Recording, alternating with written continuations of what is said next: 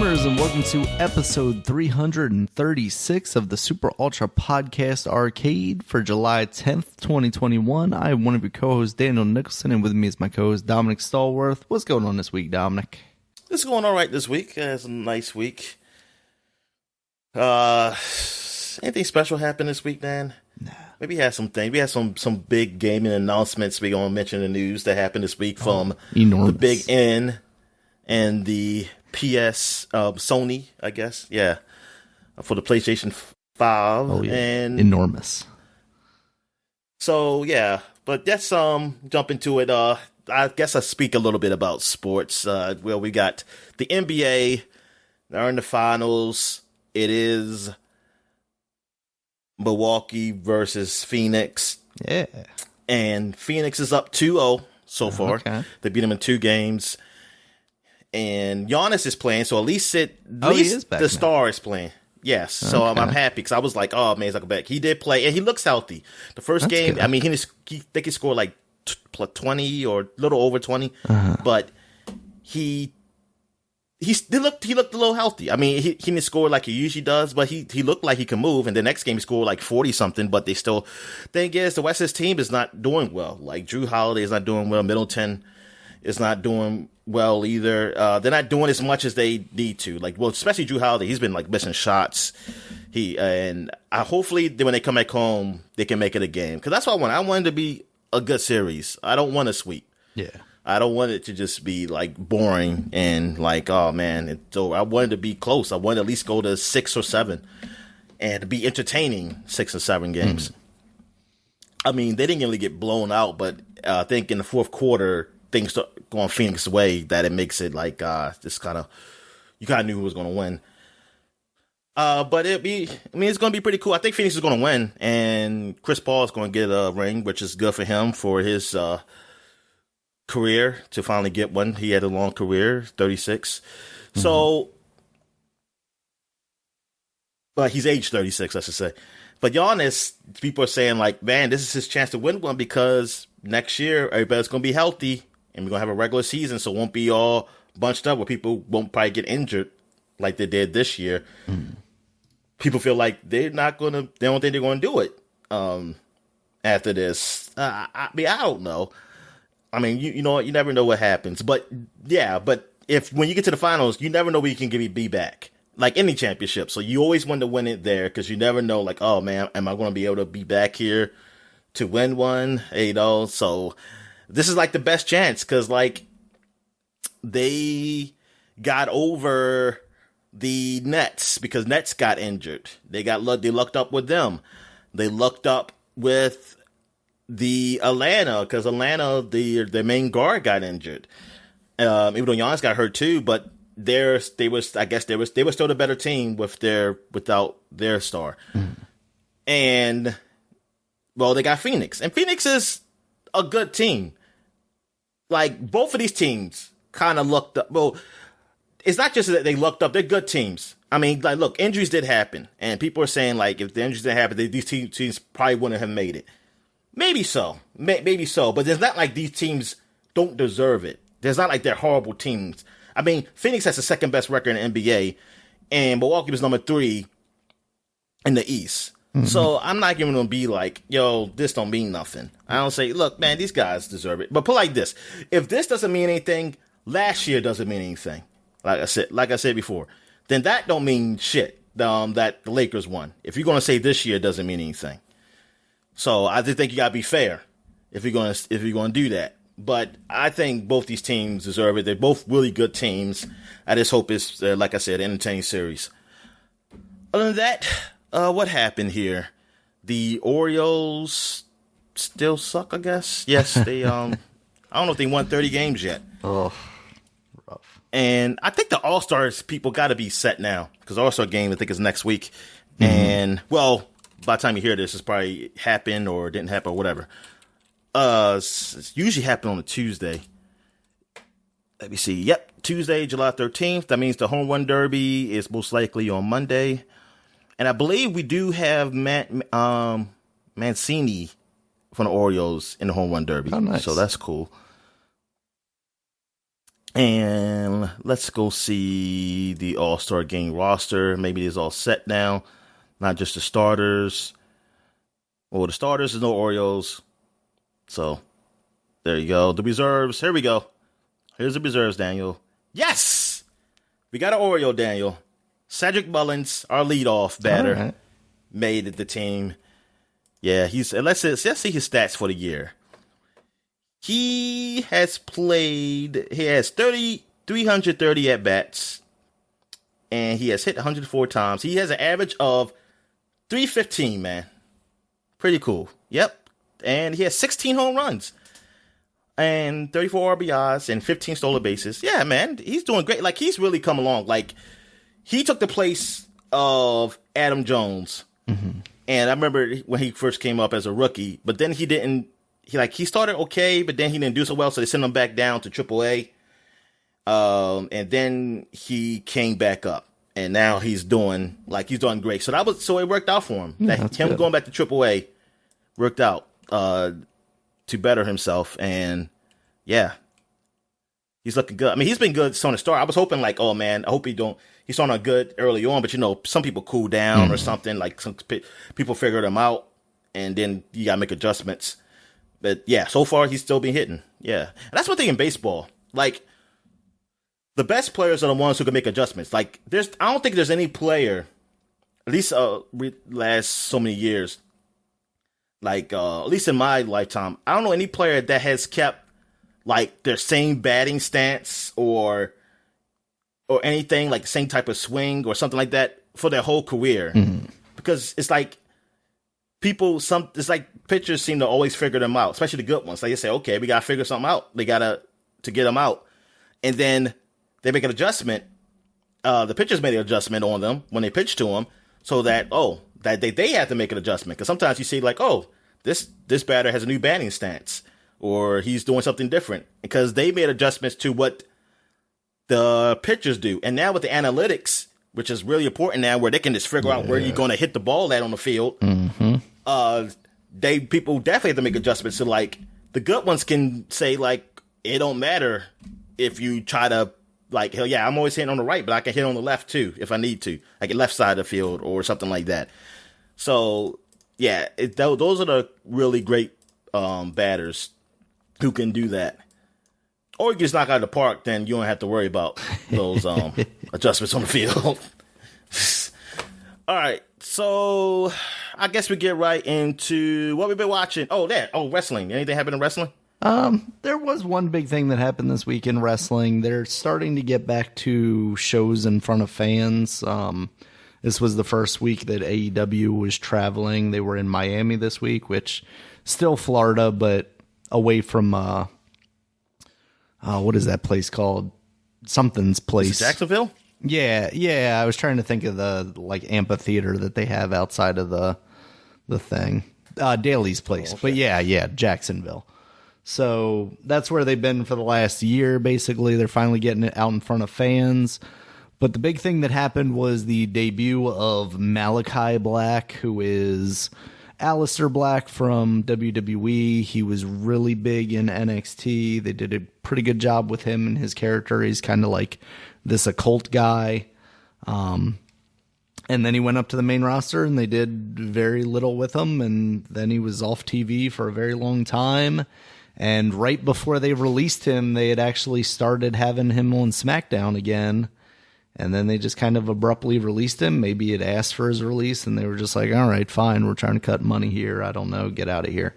But it sounds like he may have declined his 90-day no-compete clause, because basically what it sounds like is with WWE, they give you a 90-day no-compete clause, and they'll pay you for those 90 days, but you can opt out and not get paid for those 90 days and go on about your business. So for a guy like him, who people are kind of chomping at the bit to get him into their company, then it's good. So he debuted kicking Arn Anderson in the head and then kicking Cody in the head, which isn't necessarily a good thing because Cody is kind of the guy that squashes everybody new that comes in. Like he always feuds with everybody and then ends up winning because he's Cody Rhodes.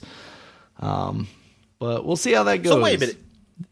I got a question. Sure. Is there anybody who kept their name going to AEW? Like they own their own name? I'm trying to think if there's anybody from WWE outside of like a guy like Arn Anderson, but it's, the old guys, obviously.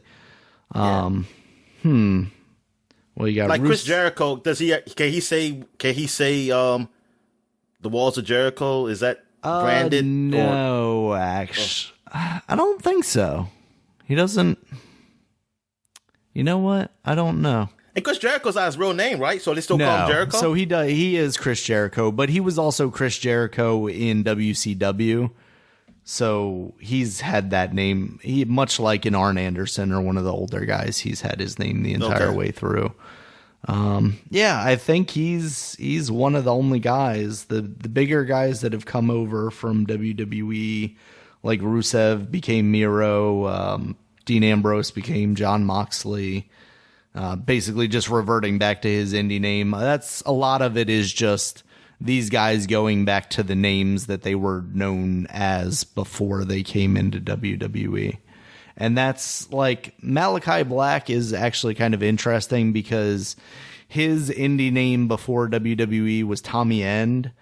And it sounds like maybe they're doing, because like I said, he's kind of a weird occult kind of character.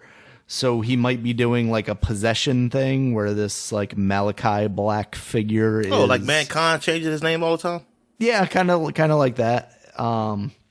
Because he even did right before the day that he debuted in AEW, he actually put out like this Instagram video where it was basically like him in an insane asylum saying that, the past 5 years, which was the time that he was in WWE, was, all an illusion, or that's what the psychiatrists were saying. And he's like, no, they were real. So it's kind of interesting. He's a guy that's like very much into like the story aspects of stuff and is also a very good wrestler. So I'm really excited to see him in AEW where he might be given a little more opportunity to play that stuff out the way he wants to, in a way that he definitely was not able to on the main roster. So that should be good. And I wouldn't be surprised over these next couple of episodes of AEW for them to kind of have more people coming in because they are getting back out on the road. They want something to pop these crowds to, make them super excited. So I wouldn't be surprised if we see, a couple other people previously from AEW, depending on how the no compete clauses shake out and how people are handling those if they show up. So it's an exciting time for wrestling, Dominic. WWE is also getting back out onto the road, I think, beginning next week. So they're kind of, no holds barred, finally doing some of the bigger stuff that they wanted to do. You got SummerSlam coming up in a couple of months. Right now, you've got Money in the Bank coming up for WWE, and like Edge is back finally, and he's still feuding with Roman Reigns. Because basically he was like, oh, it was a triple threat at WrestleMania. I wouldn't have lost if it was just us one-on-one. So old man Edge is back with his scraggly beard trying to fight the head of the table, Dominic. All right. So I guess we get to what we've been watching. So I'll start off because I watched a couple things that you didn't watch. All right. Till we get to the big ones. So I watched that Tomorrow War. Yeah, that's what it's called, right? Yeah. How is that? Because okay. I was kind of interested in maybe checking that out. Okay, so I didn't watch like really all of it. I mean, I watched like the beginning and the end, and in the middle, saw bits and pieces because my TV is behind me, and I just had it on, so I would turn around every now and then. When I'm on the computer. So I turned around but for what I saw maybe like 70% of the movie, I guess you would say. For what I saw, I did enjoy. Okay. I enjoyed it. It kind of reminds me of the Tom Cruise movie with Emily Blunt. Edge of Tomorrow. What was that called? It kind of reminds me of that, though it's not, it's not repeating. It's just still just because the aliens and stuff like that. Because they are fighting aliens that are 30 years in the future, and they only have good enough like energy or whatever science words to use to go from 30 years to the future and back. They don't have enough to like say, hey, why don't we just go to this time at that time, and they can't do that. Yeah. So it was, yeah, I enjoyed the action. It's pretty good. It's not, I thought it was going to get very sad. It's not as sad. It don't get really sad. So I was kind of happy with that. It's okay. It's kind of, it's not too, depressing, things happening. Like a lot of people die. I mean, a lot of people died. Yes, a lot of people died, but there's a lot of people I don't know. I didn't know them, so I didn't care. So, it is one question, because I don't want to spoil it, but if you watch it, then I'll mention it. It's like I have a question about this, because it's like I didn't understand. But other than that, I mean, I enjoyed it. I mean, it seemed like it was a pretty good movie. I thought it was going to be something that really sucks, like some of those Netflix movies that look like the premise sounds really nice, but then when I watch it, the execution is like, man, this is some B-level bullshit. Right, yeah. That I know people, but thing is, I know people who will like it. Because they tell me that they liked it. Yeah. Like this because they say, "Hey, you see this movie?" I say, "Yeah," and they said, "Oh man, it was pretty good." And I say, "Okay," and then but yeah, so yeah, this movie was actually decent. Like this, like if I saw this in the theaters, I would be like, "Oh yeah, I enjoyed it." I wouldn't feel like I wasted my money. What else have I seen? I finally watched The Bad Batch, the first episode. Okay. That is the Clone Wars spinoff about 5 group of clones. Well, technically 6, but one of them was just regular clone, but he got messed up and he just joined them. Okay. 5 group of clones, though, they were experimented on. And they have these special abilities that are different from regular soldiers. So they're different. Now, the thing is, about the chip for that they have in the heads for Order 66. Their chips didn't work because of what they've been done to them. Okay. But one of them somewhat worked. Because the guy kept saying, like, why aren't we following orders? He just kept saying, like, why are we not following these orders? So he wasn't like, he didn't feel like he had to do it. He just felt like he should do it. He just wanted. So it was, yeah. He just so it did sort of work on him though. He didn't really but he still has somewhat free will. But the guy was like, why are you say? Because this isn't right. Because he said this doesn't make any sense. The Jedi didn't trade on us. Or something, but they didn't do anything. It's like, and then the guy was like, "But that's our order." So he said the guy even said like, "We always breaking orders." He said, "Why you're so into doing That's it why now?" We're the Bad Batch. So, by the way, this episode it was like a good, I think over an hour. So it was almost like a little movie. Okay. So that's why I really didn't watch. Like I didn't like binge watch it. I'm gonna say, "Oh, this is a long episode." Yeah. So. Tarkin, he came there because he was getting rid of the clones, but the Emperor wasn't ready to get rid of the clones yet. But Tarkin said like he wanted to look over and see why should we keep the clones. So and technically they were still under contract, but he said, "Hey, you on contract with the Republic? We're the new Empire now." So semantics, basically. Then he said they were trying to prove themselves. The Camino people with the long nets and slow walking, they try to convince him to keep them. So they show all the Bad Batch workout because they're like some of the best soldiers out there. But then he was wondering about their loyalty, so he sent them somewhere to hunt some rebels down, but they didn't do it. But they were recording them, so they saw how the one that did want to follow orders, the sniper guy. So they took him away. They fixed his chip so he could follow orders. So he went against them. And it was also a girl in this, a young girl. It turns out I think she's a clone. Yeah, she's a clone. And she said she's like them. So she's I guess a clone, but just a female version of them. And she's left, like she was working with the medics, the people in the medical. She was being trained for that. But I guess she realized what was kind of going on, that things was happening weird, and then she left with them. So they're like on the run now, and they're going after them, those guys. I was kind of upset because I was like, Sniper guy, I used to like him when I saw him in the Clone Wars. I was like, yeah, because I like the guys who, like, he's like a cold sniper. It's like, oh man, now they made him, he's an enemy. So he's going to be chasing his brothers. I say, oh, shucks. But I do want to know, like, what happens to these guys? I mean, I think it's just one season, so I'm thinking it's going to be multiple seasons. I'm not sure because I don't know how it ends. I don't know how the season ends, so I don't know. And but I'm just, if I'm to assume that it's something that goes on for a little more than one season, I want to know by the whatever the last season is it going to be like they all died, or they're somewhere else in the universe, you know, right, or the galaxy? Yeah, I just want to know what happens to them, like where they've been. I mean, it's a big galaxy, so that's the thing with Star Wars. You can have something that kind of connects, but it doesn't. You don't have to be like, why didn't I see them in this movie? It's like, you know, it's a big galaxy, so you know, it's wars all fronts.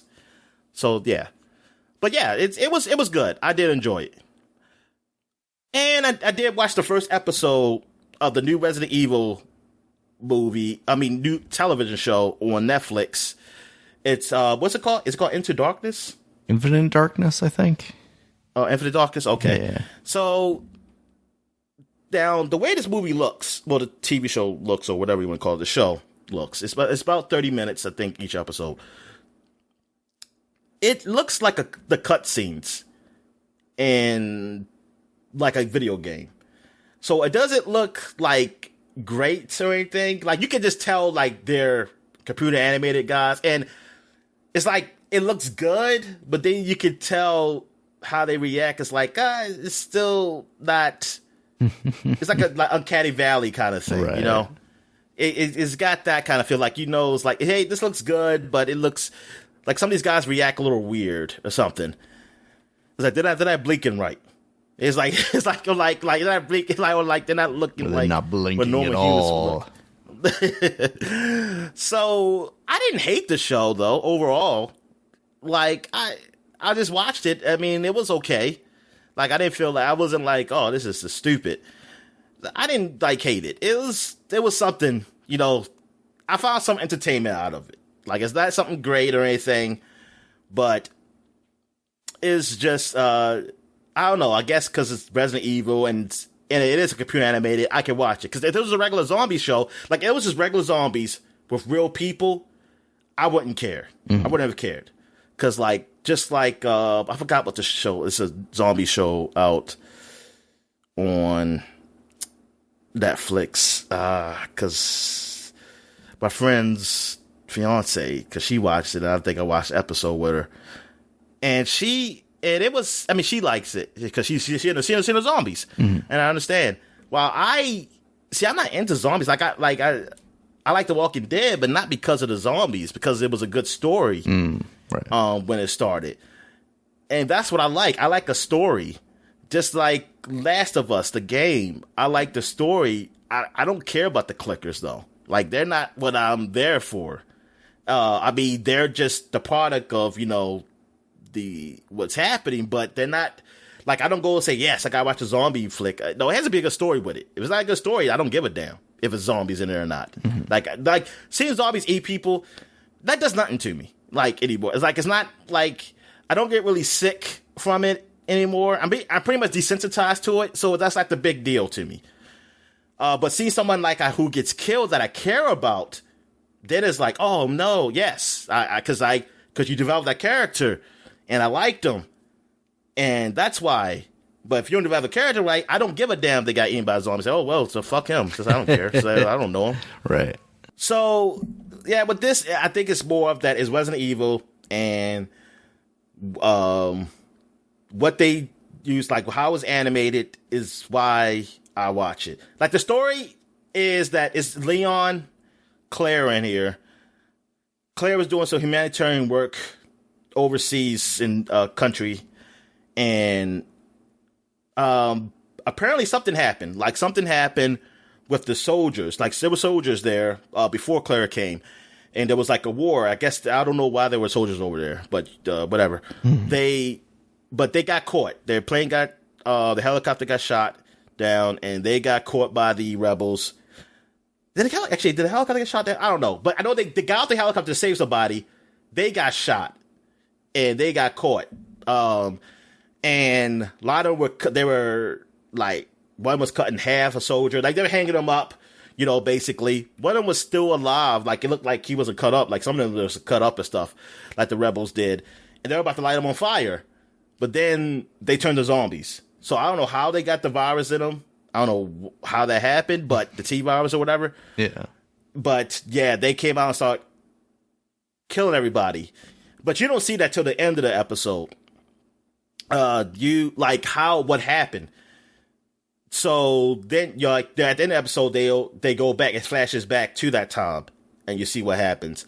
Because then when you're in current times, Claire was talking to this kid who saw everything, and he doesn't talk though. He's a mute. And she saw him drawing something. He drew what happened. Oh. And then it goes back to America. Leon's about to land in the White House, and they're trying to find out I think there's a spy within the organization or something. They've been hacked or something like that. The one guy keeps saying it's the Chinese, and they say we're not going to go after the Chinese because we don't know if it's them. But then lights go all out. Then there's zombies in the White House, and then they stop them, but they don't know how they got there.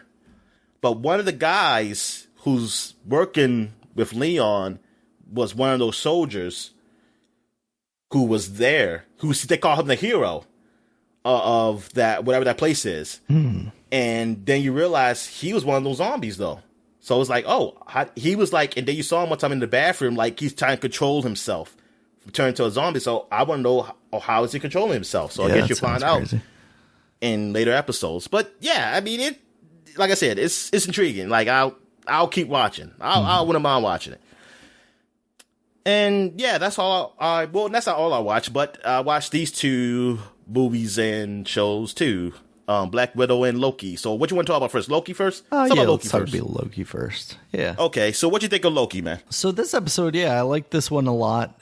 We're getting to the end bits of it. Obviously, it's got one more episode, so we're kind of getting to wherever we're trying to go here. And I wonder if we get like a really good revelation about like what's going to happen in the MCU in this last episode. Like, are we going to get what people are speculating about, like a Kang the Conqueror kind of reveal or something like that? Because it does really seem like between WandaVision and this, Captain Falcon and the Winter Soldier, or Captain America and the Winter Soldier, a little less so. That one seems kind of unrelated to the weird multiverse-ness of everything, but you've got WandaVision, you got Loki, you got Spider-Man coming out later this year, and that all those seem to be leading into Doctor Strange and the Multiverse of Madness next year. And then, of course, you also have Ant-Man and the Wasp and Quantumania. All of that seems like it's kind of the overarching, next big thing. So I really wonder if we're going to get kind of a big bang at the end of this series, especially because it's kind of the last big Marvel thing before we get into the movies near the end of the year.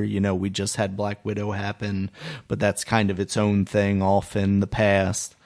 And then the next Marvel Disney Plus thing is the What If series, which there's a trailer out there now, but I didn't get a chance to watch that yet. But that's the cartoon series where they're basically saying, like, what if, Black Panther or T'Challa was Star-Lord instead of, whatever. But yeah, I like the characters in this one. You get all the different flavors of Loki that we talked about last week, kind of seeing it in the end credits if you stuck around for the stinger. And they actually played a pretty big part. Well, two of them played a relatively big part. Three, if you want to count the the alligator Loki, or correct? Yes, alligator Loki. I count him. You should, because he's incredible. But also, like, it's funny seeing like the President Loki or whatever he is that you see in the trailer and has kind of been like one of the iconic images from the trailer, and he just instantly goes away. And also boastful Loki, who's the Black Loki, like he just disappears quickly because he's like a traitor or something like that. And that kind of sucked, because it was fun listening to his stories about like, oh yeah, I had all 6 Infinity Gems and I beat up Thanos. It's like, oh, okay. Yeah, I like all the variations of the Lokis that we're getting, and getting the different kind of like, this is what happened in my universe. And he's like even the young kid Loki, because I think it was boastful Loki who was like disrespecting him, and then the old man Loki's like, hey, respect him. And there's like, why should I respect him? Because he killed Thor. It's crazy how like weird things are getting, because we're doing this whole multiverse thing. We're getting like all these different forms of the same person, but at the same time, the show is like doing a very good job of like normalizing that. And also, yeah. I mean, years of Marvel have like ramped up the absurdity in each movie, right? So we're getting to the point where it's like, oh, okay, this is just Marvel. If you look at this, like, I think that's how comic books are. Mm-hmm. I think if you look at the timeline, like how things were pretty simple, just a hero saving people. Then as time goes on, they had to, change things up. Yeah. And then that's when it got to like, oh, different versions of people, and then different universes, and then they got through like dimensions, time travel. I think that's how it seems to happen in comics. So it's kind of just happening in the movies that way too. Yeah, just getting more and more absurd with their premises. So I'm very excited about where this series goes, and I thought this episode was a lot of fun. You get Owen Wilson's return in his little pizza car. And you really, now we're at the point where it's like, oh yeah, Sylvie is kind of the hero, or, she's not the villain of this series, which they've, obviously been going in that direction this entire time, but now it's solidified, and, now we know the TVA is bad, and we're going to see hopefully what is behind the TVA. So what did you think of this episode, Dominic? Yeah, I mean, I enjoyed it. And I see this, I didn't look at the trailers or anything, so I didn't see none of that stuff. So and you know what? I'm happy I didn't. Like, not that I purposely wasn't looking at them. I just didn't try to. Yeah. And, I don't remember. I might have looked at the trailer. I just don't remember the trailer at all. I don't remember the trailer for Yoki. They also did like a mid-season one, which they seemingly do for these series a lot. And those I usually do try and avoid, because I'm like, I'm already in this. Like, I'm excited for it. And the next episode's a week away. It's not like, building up to it. Like, oh, it's, 2 months away and I'm going to watch this Loki trailer. So, I mean, they happen when I watch sports, and, especially ESPN, because that's Disney. So they show that shit. But it kind of just goes to the back of my head, like what I saw. But yeah, so I wasn't like anticipating anything, or I didn't really get disappointed. I mean, I can see maybe if I saw a trailer and I was like, oh, I want to see more of this guy or whatever. But I didn't see it, so like I didn't know. But other than that, like I mean, it was cool. I mean, it was a real big lead up to, like you said, what are the timekeepers, or the timekeepers are even a thing if there's something else. And I want to know how they really connect everything. But I like how, like what you said about how they normalize it, because this could be like very confusing if you don't write it right, because you're not just dealing with time travel. Time travel, you can kind of simplify it, even though that's confusing within itself. But you kind of simplify it. But now you're adding time travel, and you're adding like different versions of people. It's like, wait a minute, what does that mean? Yeah. Like that I don't really deal with that? That's like the whole dimension thing. Like, shouldn't it just be just him, or like that and that's it? But they kind of combining that to like, hey, there's multiple variations of people. So it's like, oh, but it's not too confusing. No, yeah. Like, the story is told pretty well. And yeah, I mean, I like that this is different. This is not just, I mean, it would have to be different because it's Loki. So, but it's not just him being like, I'm a hero. It's, I mean, mainly he's really, he's curious what the timekeepers are, but I don't know if he's really just trying to say, hey, I'm trying to save the whole universes. Right. I think it just ends up that way because it's saving himself also at the same time. So he has to. So it's not just like, hey, I need to do this because I need to save humanity or just existence or something. It's more of, hey, I kind of want to know what the hell's going on here. Yeah. Like, what is this stuff? Like, almost finding out, like, what is the creators, I guess, because like these people controlling people's lives, basically. Yeah. Like, who are these people?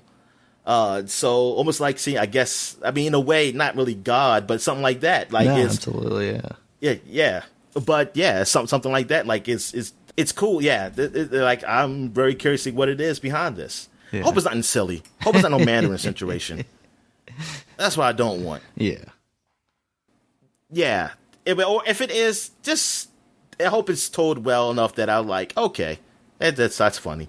But yeah, this show, I like it. It's one of those shows that deals with comic books that on a different spectrum, kind of like, what was the one that came on FX, which I still have to finish watching? Oh, shit. I know exactly what you're talking about, but I can't think of the title for some reason. It's Pacific Xavier's son in the Legion. comic books.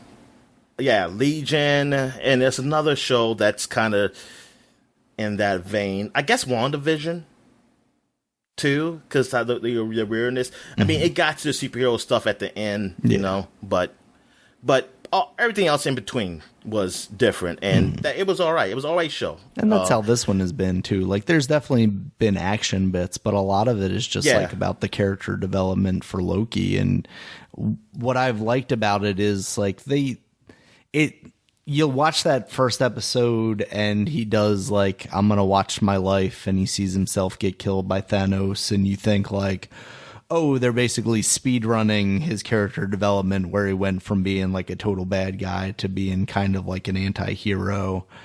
But then he turns on Owen Wilson's character. He turns on Mobius and kind of, like you said, is curious about what's happening with this other Loki, this variant.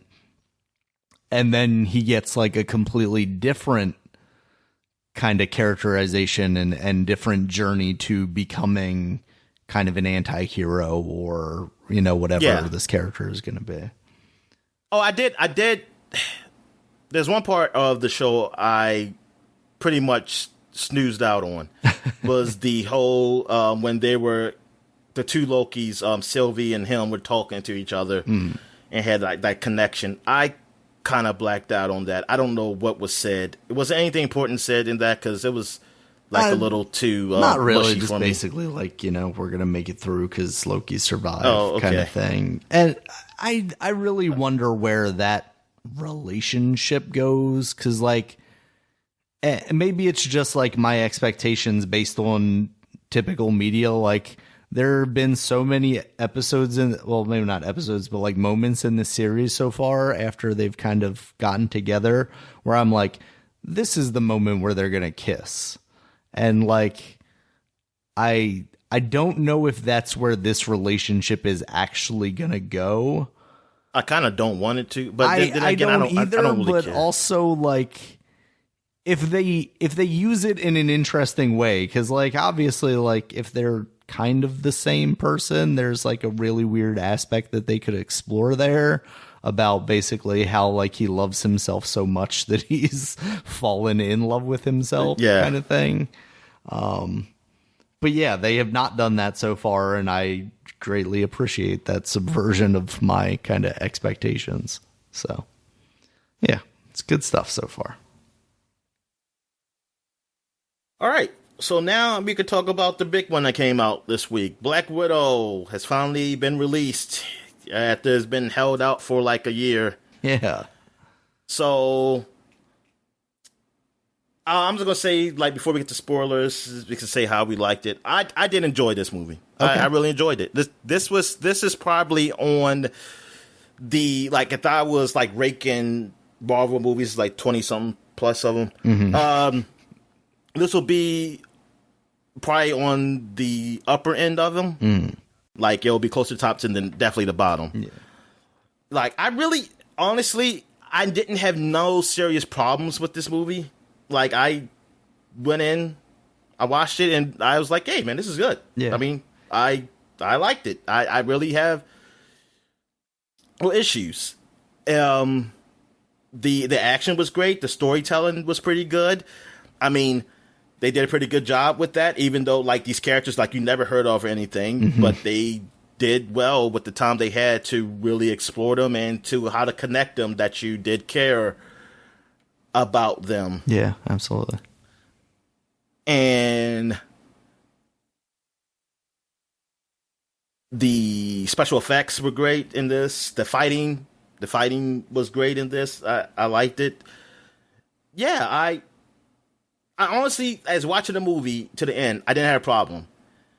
It wasn't until I read the internet. That's where I had the problem. But I'll talk about that in spoilers. Okay.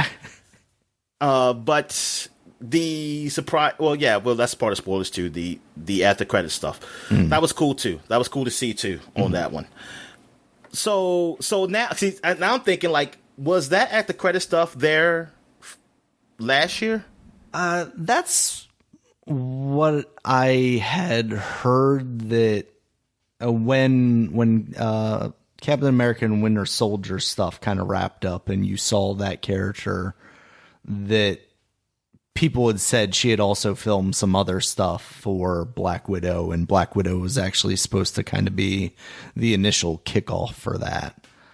Okay. Because I can see think that it actually kind of works better that you get introduced to her in Captain America and the Winter Soldier before this introduction, because it's kind of a weird credit scene, and we'll talk about it a little more once we get, like, deeper into spoilers. But there's, like, a tone switch to it that if you had no idea who this character was, I feel like it would be a little more confusing and maybe jarring. Oh yeah. Because I still don't know where she is. I remember you told me, but I don't remember. Yeah. So I think I'm right there with you. My biggest problem with this movie is when it's released, more than anything related to the actual movie. Like, I think this movie in general would have been more impactful had it been released before Infinity War, because you would have... I mean, I said that from the beginning, though. Mm-hmm. I mean, I just came to terms with it, because I'm at the point of where I just don't care about this stuff. Like, I just watch the movies. Right. I don't care about any news or whatsoever outside of these things. I just watch the movies. So, but yes, I totally agree. If this, it definitely would have been more impactful. Definitely. Whatever. I don't know. They couldn't squeeze it in or something. It almost feels like there's absolutely no reason it shouldn't have, and that's what's, like, the most frustrating about it. I don't know if that's when they were still like, we're not doing female-led characters until Captain Marvel or whatever their fucking opinion was at the time. But yeah, it just, because spoilers, obviously Natasha dies in those subsequent movies, in Endgame specifically, right? And to have the, like, full-on characterization of her and the exploration of her backstory and getting to know her, you know, quote unquote family, you know, that stuff would have only furthered the loss that you then get later with her, even though, obviously we've known her throughout this journey from Iron Man 2 on, but we've never been able to focus in on her the way that this movie obviously does, because it's a picture about her, you know? So I think that's unfortunate. Also, like, even small things, and this is kind of a spoiler, but like her sister having that like flak jacket thing on the entire time during the movie, and then she's wearing it, you know, instantly as soon as I saw it, and they start talking about it because they like make it a point to bring your attention to it. And she's like, oh, it's got all these pockets. And then I'm thinking about it. I'm like, oh yeah, that's what she's wearing in Infinity. That's what Black Widow is wearing in Infinity War. Like at that point, I was kind of like expecting her sister to die or something like that. So there's like this emotional arc of like, I'm carrying this on for her. I didn't even know that's a thing. Yeah, I didn't pay attention to what she was wearing. No, I get it. But I think like having those things closer together, right? Like having that movie follow this movie, like it would have been. I would have realized it then. Yeah, it would have been a detail it's more obvious. I kind of thought that, but I was like, I'm not going back to look it up. Yeah. It's not like that fucking important about that shit. It's like yeah. I'm not. And then now that you said it, it's like, okay, so I was right. That was probably was a thing. Because I was like, was she wearing this shirt? Because she gave it to her when she gave it to her to answer. She probably was wearing this shirt. Yeah, she was. They kind of use that at the end to like, give you that extra like, oh, you take this with you, and then it's like, oh yeah, she does, I guess, wear that, doesn't she? Yeah. So, any other thoughts before we get into spoilery stuff? Nah. All right. So, why don't you start it off by telling me what it is about the internet that Oh. Because is bad. Everybody seems to hate Taskmaster. Is it because Taskmaster ends up being the dude's daughter and not like true to the character, or just in general? Well, I mean that could be part of it, but the most of the things I always see is about how Taskmaster looked, and that it wasn't a developed character. It's people hating it. Gotcha. That's what was trending. I saw Taskmaster trending. And I clicked on it. I said, oh, what's going on with Taskmaster? And then that's what people were saying. They're like, oh, man, they ruined Taskmaster. They say, this is the Mandarin. This is almost like the Mandarin all over again. Like for Iron Man 3. I mean, maybe it's my lack of familiarity with Taskmaster, but Taskmaster never seemed in the comics like this huge bad. Like, he's not Doctor Doom. He's not even the Mandarin. I thought the same thing. Too. I mean, I think that now. I mean, yeah. or maybe I'm wrong. Maybe because all these people who are really upset with the character, maybe he was a big thing. I don't fucking know. I'm like I'm not into. Only Marvel things I was into was X-Men, Spider-Man, and that's it. Yeah.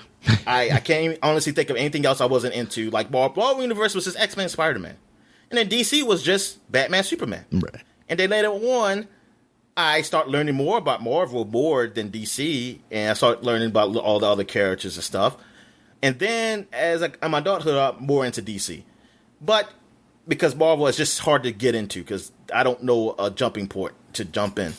But the thing is, with like Taskmaster, the only thing I know I already seen him in was like the Spider-Man game, and the recent Avengers game, and which he was good. He was good in both of them. And I think a cartoon, the Avengers cartoon, I want to say.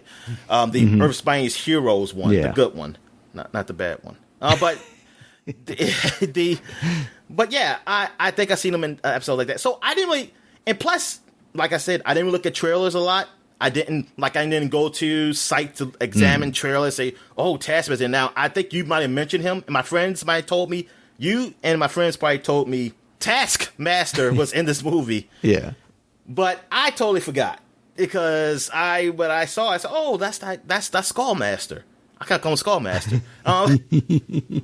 Yeah, he didn't talk and stuff like I seen him before, but I just said, okay, he's just like a soldier guy. Because it looked like he got something he puts in the back of his head, like he can read the moves and say, oh, okay, I know that's what he does.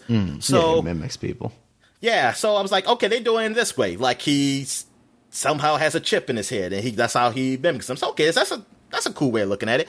I never thought he sucked. The way he looked, he sucked. Because some people say that too. It's like, oh, he looks horrible. Why couldn't they make him more like a skull? I thought it was okay. I didn't like it when his hood was down, though. I was like, put the hood back up. It looks cool I that think way. the hood is a very cool aspect to. Yeah, and I hate when it fell down. I was like, no, just to keep it up. That's I think what I don't like about that is like I think the mandible, like the jaw part, looks cool because it looks cool and scully. But then the eye is just like a ski goggle thing. Yeah, it is ski goggles. Like a motorcycle helmet. So like, when you have the hood up, it's less of like, oh yeah, this just looks like a motorcycle helmet. I think that when the thing went down, it did look kind of bad, and I was like, yeah, I don't like her with we found out it's a her. It's the bad guy's daughter, but that didn't ruin it for me. You know what? Actually, I predicted that when I was watching it. Did you? Okay. And I saw the girl die, and I knew he was still alive. I said, his daughter's a soldier, one of these soldiers. And I was like, it's probably the Taskmaster. That's what it's going to be. I said, actually, before the daughter thing, I predicted Taskmaster was going to be a woman under there. I said, I was thinking it was going to be Rachel Weisz's character, the mother figure. Oh, okay. Before we saw her. I thought it was going to be that. Yeah, I thought it was going to either be sister or the mother. I didn't know which one, because like I said, I didn't watch the trailer, so I didn't know the sister was being there. Like the trailer, okay, I watched the trailer one time. I didn't remember nothing from that trailer I saw. So yeah, I thought it was gonna be somebody related to her, but I thought it was gonna be a woman. Yeah, and then her sister didn't really play like a big part in that trailer, if I recall correctly. Like they have a couple of scenes of like the family being together and the dad in the red hurricane suit or whatever the fuck that thing's called. But it wasn't like, oh, they're going to be together throughout this entire journey kind of thing, which it ends up being. What was about this? What was on? Oh, yeah. So, yeah, then when I saw the door died, I said, that might be her. That might be her under there. I'm not sure. But, yeah, when it turned out to be her, I said, okay, it was her. That didn't ruin it for me, though. But for these people, it ruined it for them. Like, this was their Mandarin. Like, I hated Mandarin at the time. I got used to it as time went on because, it's been like almost 10 years now. So it's like now I don't care. But yeah, like people really hate what they did Taskmaster. Or some people are saying, okay, this ain't the real Taskmaster. They probably just do what they did with the Mandarins, that they get the real Mandarin. And that was just a Taskmaster soldier, and we're gonna have a real Taskmaster. I was like, darn, Taskmaster that big a fucking villain? I was gonna say, are we really gonna like revisit Taskmaster? I think we've got like a ton more characters that we could go through before we get back to Taskmaster. Now, knowing Taskmaster, I think they could have done a better job with that character. I think it could have been something. It could have been better. And not that this, to me, I don't think this was bad. But the take they took on this, I don't think it was bad.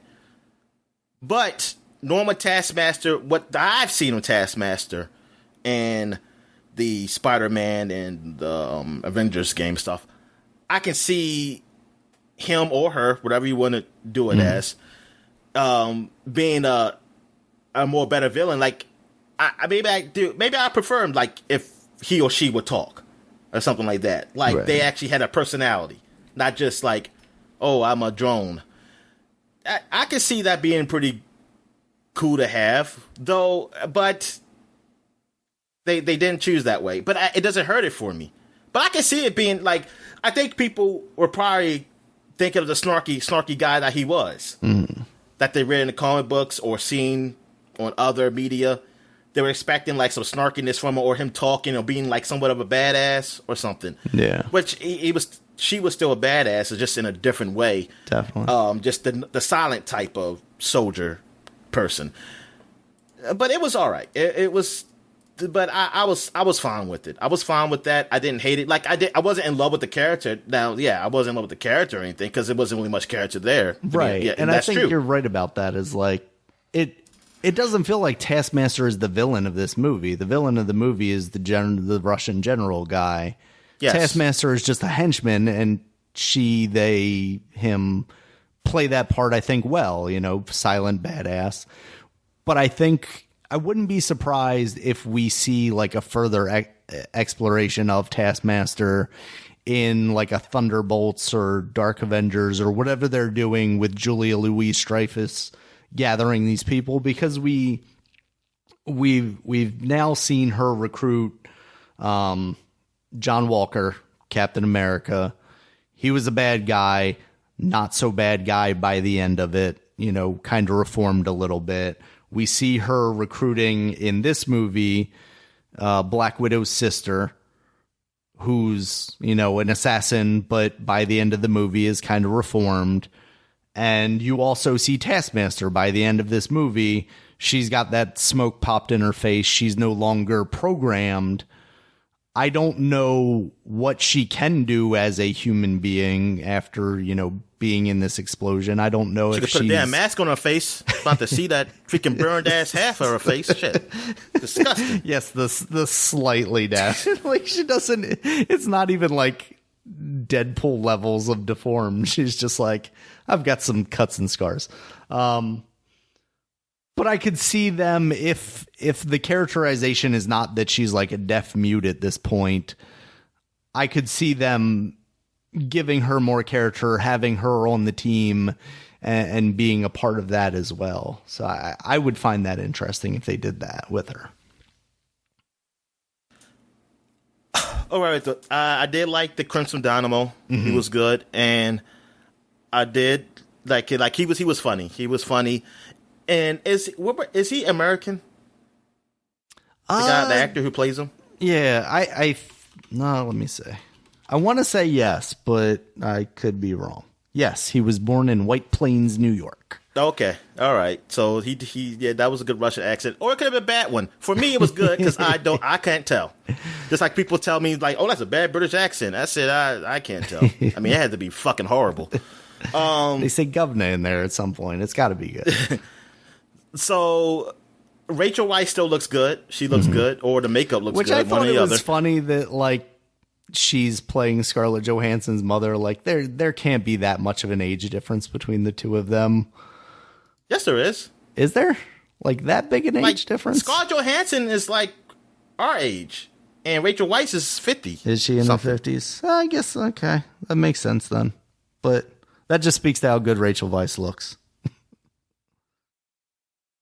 And how old was, like, because really Scarlett Johansson's like a little over 10 years older than the woman who played her sister, but I wonder how old she was in the movie. Like, she's just only a couple years older, right?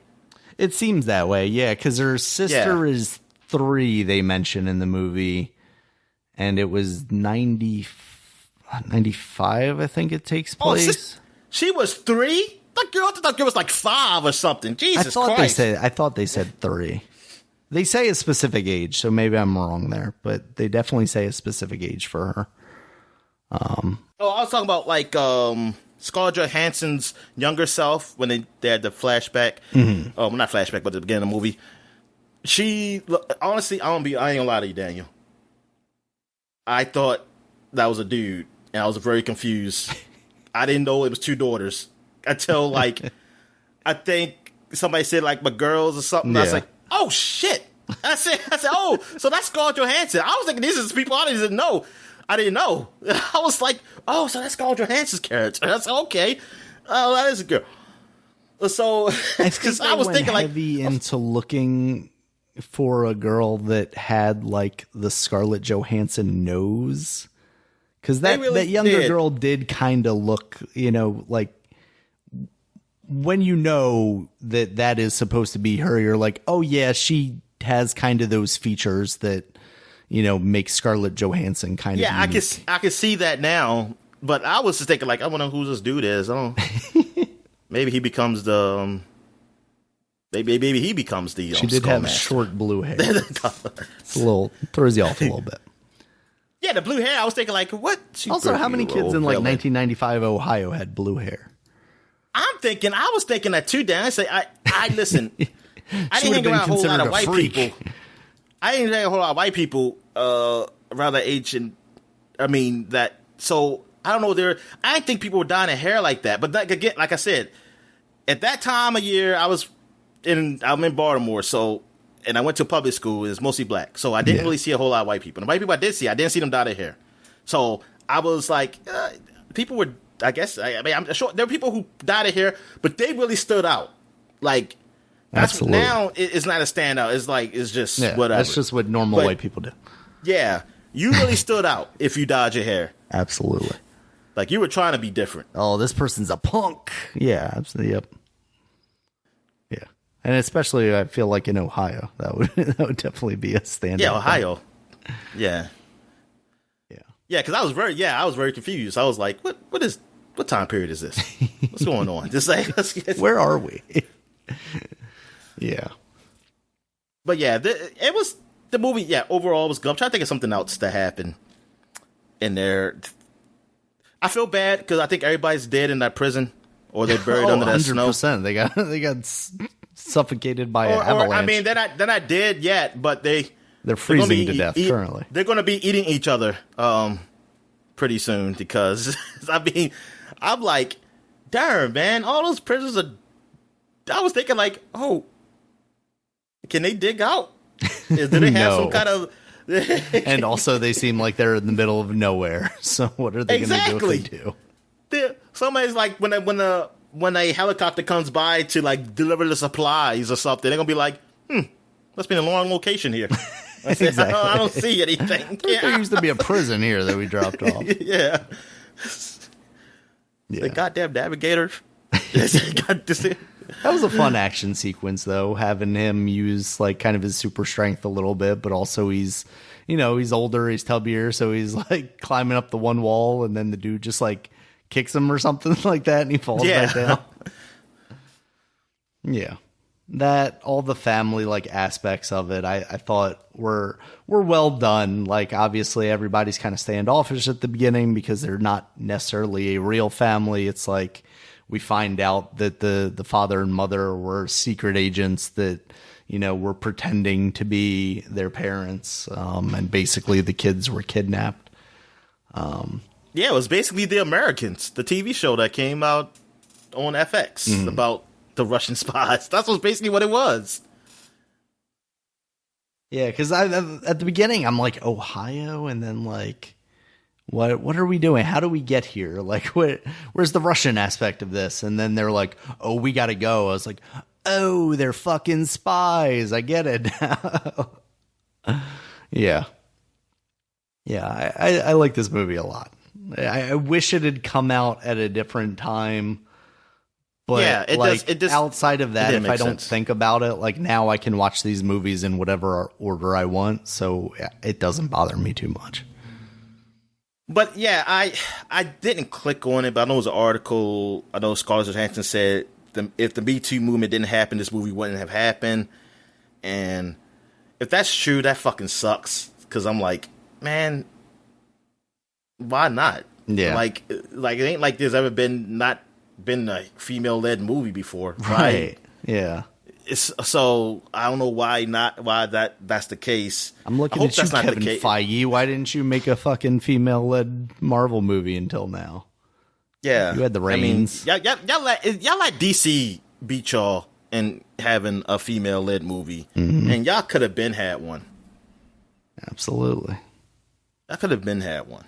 And I'm not talking about Catwoman. I'm not talking. I'm talking about Halle Berry's Catwoman. No, I ain't talking about that.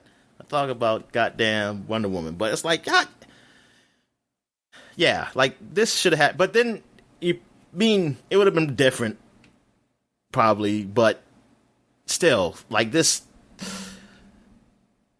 a Black Widow movie should have been happening. It should have happened. Yeah, she's been around from the beginning. She was definitely, or at least if they weren't going to do a Black Widow, at least do like Widow and the Arrow or something. I don't know. Do something like Hawkeye. They could have something. Hawkeye. Oh yeah, whatever. Which it also seems like that final scene is leading into the Hawkeye series because it sounds like her sister is going to go after Hawkeye. So. Oh God, and it better not be so stupid. Like you killed my sister, and it's like. No, she killed herself. She was my sister too. And they said, I don't believe you. And then she believes him at the end.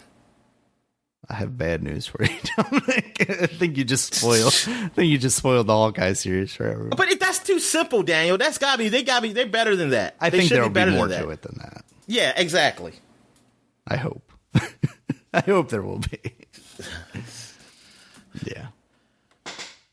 But I really thought, I'm surprised that they all lived at the end. I was too. I was extremely shocked by that. I thought Rachel Weisz was going to fall in those blenders. I mean, yeah. she's going to be blended like the Exactly. fan. I thought she was sacrificing herself. I was like, oh, she's going to sacrifice herself. And it's like she's going to blow up the engine and sacrifice herself. But no, I was like, oh, she's still alive. Amazing. Yeah. Or the Crimson Dynamo. Even though I know that's the name that girl jokingly gave him. But the Red Guardian, I guess. But I want to know what... Like, he was lying about he fought Captain America. Or Captain America asked. I was like, does Captain America even know about him? Right. Like, why would he know about him? I don't know, but now I want to see that. I gotta make that happen. But he said in the 80s, the guy says, like, that was in the 80s. Captain America was still in ice. Exactly. Yeah. I really enjoyed his character a lot. I thought He fought the black Captain America. That's what he fought. maybe could have been. They met in Vietnam. Yeah. During the Cold War. They fought in Cuba, Dominic. Yeah. But I wondered, when was he put in jail? That's what I wonder. Yeah. Because it sounded almost, the way he talked was like he was put there after they came back. But I was like, was it right after? Or did he do some things before? Did he do some secret missions? Yeah. And like, what? I mean, obviously, like, I don't know, part of it was probably just to keep him from telling his secrets or something like that. But yeah. But what did he do? Because he wanted glory, Daniel. There's Yeah. like, nah, we don't want to do glory. You be undercover. Yeah. And I like girls. The guy like girls. He want girl soldiers. Yes, he did. Because there's he liked ample them a lot. supply of them, Daniel. Yeah. As he said. I was like, oh. The world's natural resource. That's what pimps say. I mean, he did have a pinky ring, Dominic. What do you want? That's what exactly. I was like, this dude is like a pimp, basically. Yeah. They did a great job of making that dude just like the biggest scumbag. Like, yes, I want to see the team of women prevail over this just absolute piece of trash Harvey Weinstein dude. It's not just like, oh, it's a bad guy, but he's misunderstood. You know, it's like I can identify with him. Yeah, no. If you identify with him, it's like, oh, you're a pimp. Yeah. I mean, this movie starts out with fucking these poor girls getting sex trafficked, basically. Like, they're in fucking containers. So, yes, I want the worst things to happen to this man. All right. So, is that it? Anything else to say? I think that's it for me. I enjoyed that movie a lot, so I'm glad it's out now, finally. All right, you know what? Since we spent a while, because I want to take a little break. Let's take a little break before we get into what we've been watching. All right. I said what we've been watching. What we've been playing. That's the other one. And we're back. And now we're doing what we've been playing. So, I'll go first. Okay. All right. So, I finally played Mass Effect, the Legendary Edition. Nice. Mass Effect 1. And they did a good job, man. Like, it looks pretty damn good. Mm-hmm. Like, it looks different. Like, I mean, not like totally different, but you can see the difference. Like, from what I remember, and because I haven't played this game not that long ago, you know, like I think like 2 years ago or something, 3 years ago, I was playing this again. I remember talking on the podcast. So, I mean, fairly recent. Within the last 5 years, I played all 3 games. So, seeing this, I'm like, wow, this definitely looks a whole lot better. And they finally got control support for the PC, so yes, oh, nice. I don't have to use the goddamn keyboard and mouse. And it feels good, better playing this than it did on the previous version. Like, the combat is definitely feels better. They did make those quality of life improvements on it. Easier to do the powers and things of that nature. Well, it's still not as good as 2, but it's better. You know, It feels better than what it originally was. I am playing 2 characters at the same time. I picked a femme shepherd and a male shepherd. And my male shepherd is a good guy. My female shepherd is going to be a bad bitch. And yeah, so that's the way I'm going with it. Gotcha. And I did use I didn't keep the regular default characters. I finally did create my own, and they have better creation options. Though, they do actually have a fade, so I was like, okay, they do got some. Yeah, but though it's just not enough black hair options, though. Still not enough. I think there still should be more woollier hair out there. Because, if I want, a little fro, or something, I don't got that. Or not like a fro, but curly hair. The curly hair I got is, white curly hair, you know? It's that kind of curly hair. So it's it just looks like I permed my curly hair or whatever. I don't know. It looks weird. So...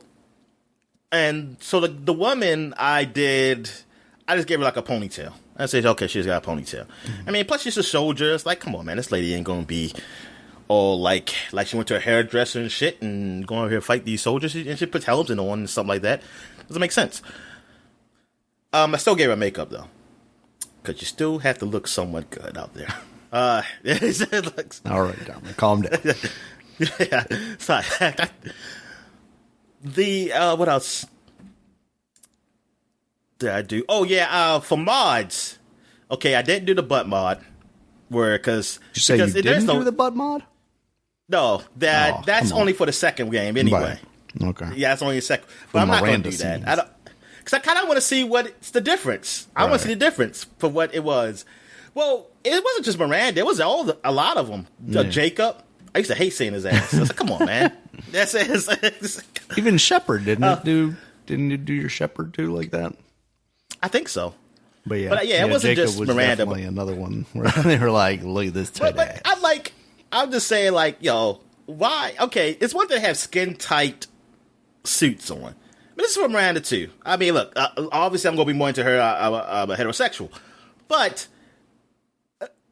Why does it have to be such a crease in the butt crack? Sometimes it rides up in the crack, Dominic. You get those spandexy outfits and they just get up in there. Yeah.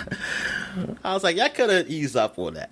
So, but anyway, I did put the mod in for some special weapons that were unobtainable, but I guess they were in the game. Huh. And I was like, oh, let me look at these weapons. Weird. And they're super strong, so I was like, oh man, this kind cheating. I'm kind of cheating from the very beginning.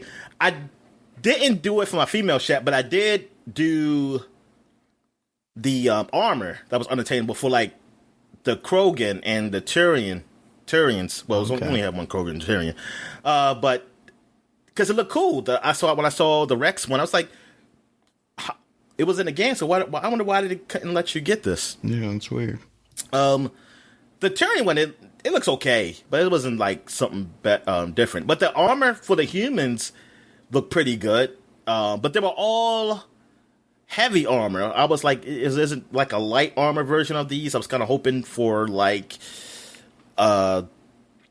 for Liara or something. But they don't. They have it. They have light armor, but it still comes up looking like the heavy armor, though. Oh, weird. It's the skin is still heavy armor. So I was like, that kind of sucks. So I was like, Liara in this big old fucking bulky ass suit, it doesn't make sense for her. Right. It makes sense for her. She got to show herself off. She got to show herself all day. Okay. But anyway, and for me, for my film shep, because she's a Vanguard, and I was like, I don't want to wear heavy armor on her. Oh, I might, because some of the armor looks cool.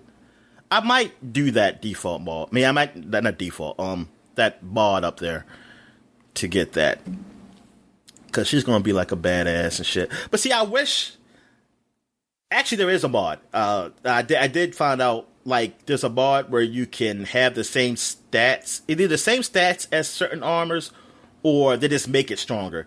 The N7 suit, because I like the N7. I like the N7 logo. I wish they would have made it so that you could put the N7 on the other armor you put on. Some other armors, I like what it looks like, but I was like, why can't it be an N7 in the corner? Why does it have to be N7 off? So I've kind of got this weak ass armor on while my people got this strong ass armor on because I want the N7 suit. I was like, I still want to wear the N7 suit, so I just had to stay in cover.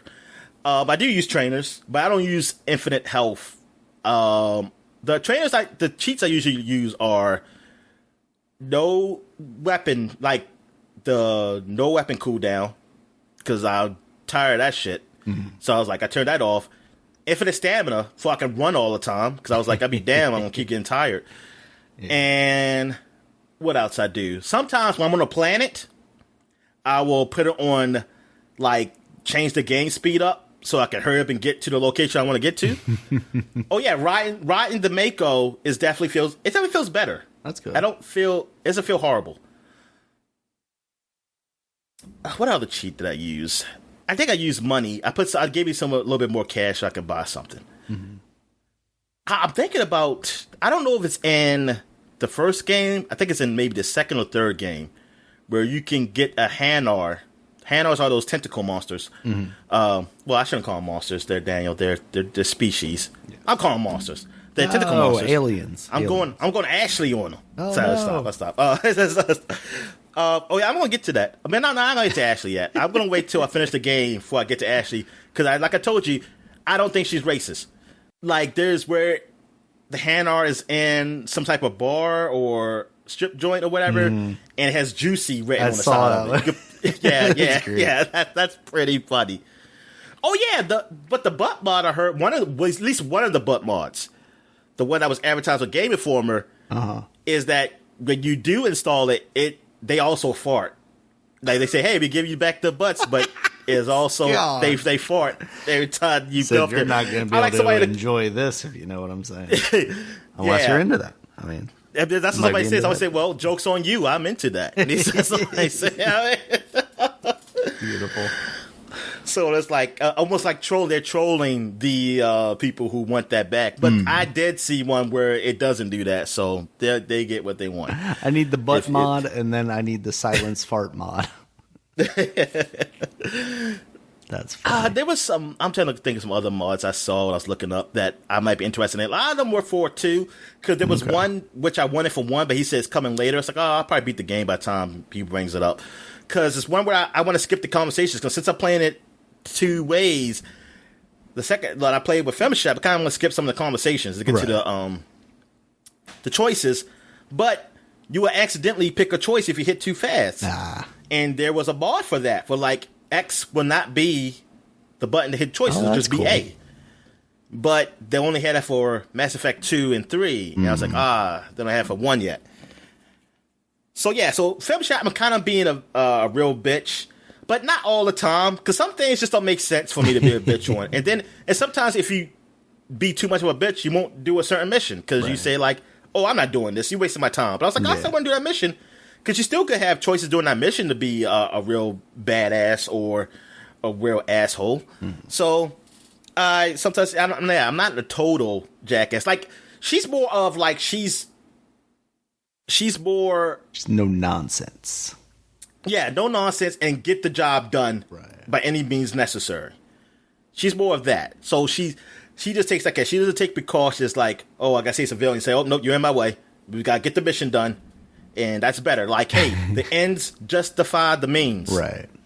If it kills some babies along the way, but as long as you complete the mission, no, not the babies. It's all right. Baby Hanars. That's what they are. Baby Hanars. As long as it's like, I wonder. They gotta be like Hannah's gotta be like laying eggs, right? And then they're like, think so. I wanted to do like have like metamorphosis. Like, do they just grow up? They're like little tiny Hanars, or they're like some type of bloopy blob thing that.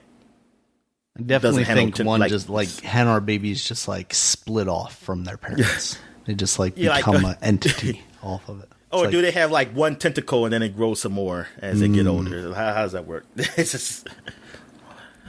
All right, so what else is there about this game I want to talk about? Any questions so far about the game? You got any questions? I was going to ask about like if they were changing stuff, but I think you pretty much covered all those that I was going to ask about. Because I was going to ask about like, did they make the combat of 1, a little more palatable? Oh yeah, they definitely did. And they also, people kept talking about like the lens flare thing, with the game. It definitely is. It definitely is a lot of that. Like I say, whoa, yeah, this is definitely J.J. Abrams inspired. What else? Is anything else about this game? I think that's it. I think I'll probably have more to talk about as I play along. So far, I just went to one planet and picked up Liara. I'm still on the Citadel with my film ship, though. See, I kind of could play 2 at a time because I'm speed freaking the conversations, so I'm kind of going through things fast. And then it's not hard because I have a lot of money and shit, so I not getting hurt. I think I'm playing like just on regular, normal with Film Chef, so I can go speed right through. Mm-hmm. And I will say this: Film Chef dialogue is better than male chefs. Like the voice acting is better. The performance is better. Gotcha. Performance is better with the Film Chef. Yeah, which I mean, I knew that. I played that from the first game. Because when people kept saying that, I said, "Let me go play Film Chef." Well, I was going to play her as her anyway, because I was like, "I'm definitely being a lesbian with this woman." Does it sound like they remastered the audio at all, or does that basically just sound the same? If they did, I don't notice it. Okay. I don't have a problem with it, so gotcha. I don't know. I mean, I can't tell unless I listen to the other. I was going to say that would have been something hard to just remember off the top of your head. Yeah. So, but yeah, because she has. It feels like it's more emotion behind what she says than the male chef does, at least in the first game. So I definitely agree with that. Like, her performance is better. But I understand, like, it all depends, like, you trying to play yourself or something. Which now, like, since I play this game so many times, I don't really care. And plus, I like her. I'm trying to think what I want to do with her this time. I kind of think of, like, who do I want to have a relationship with? Will Liara be okay with being with me, even though I'm like a bad bitch? Or yes. I know Kaiten wouldn't, so I'm definitely not going to be. What? But he's going to. No, I don't think he'll go. No, he will. You can still have a relationship with him, but to me, it won't make sense with the story. The kind his character is. Like, it doesn't make sense. Like, why would he be with someone like Liara wants to get with the bad girl because she's like, this is fascinating. I've never lived this side of my life. Yeah, and then you find out she's the shadow broker, and you're like, I tempted you to the dark side. I'm trying to think, like, in part 2, though, who do I want to be with? Do I want to be with Garrus or Thane? Thane's so cool. Be with? And he's going to die, so you might as well. Live his best life, Dominic. And then you have the woman who's the what's her name? The woman in 2. No. Which 2. One? No, not that. No, not Jax. Not the alderman. What's she called? The yeoman. Chambers. The one who always said, okay. You see a message at your private terminal. The woman who always says that. Yeah. Because she goes both ways. Jax doesn't go both ways, which I was really because I was like, I'm being with Jax. When I first played this game, I said, fuck Liara, I'm going to be with Jax. And she's like, oh, that doesn't make any sense. It seems like Jax would be more into... But you know what? I said, okay, fine. She has a preference. They taught you a lesson, Dominic. They taught you a lesson. Yeah, they told me. Yeah, don't judge a book by its cover. Yep, they definitely did. Because I was sure, like, she was like, she into anything. But I was like, oh, my bad. I should not assume. Though I know what did they do? What they patch in? Did they patch in Kaiten? That you must Kaiten? Oh, that was just a mod. Probably was a mod. Because Kaiten you couldn't be with until 3 in the original games. And I felt like there was a mod for that in the original games where they say, hey, you can romance Kaiten in the first one or something like that. I don't know. But because Kaiten you can... Because people were talking about that. Like, hey, why can't I have a gay relationship with Kaiten? I guess there was enough people saying, well, I can have a gay relationship with Ashley, because I was like, I wanted that.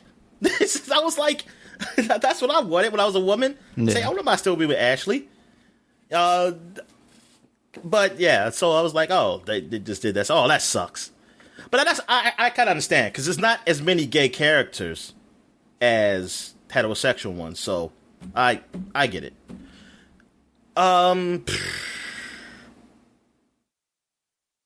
Anything else about this game? I think that's it. That is it. All right. Yakuza Like a Dragon. I played some more of that. and that this game it's got a little too real for me, Dan. Oh no. What does that mean? So now, like that I'm homeless, we're going to, well, in America, we call it Job Corps. Where you go to they help these people who help people look for jobs. Like, they give jobs. Like, I was like, okay, let's go to, what's it called? Help Work.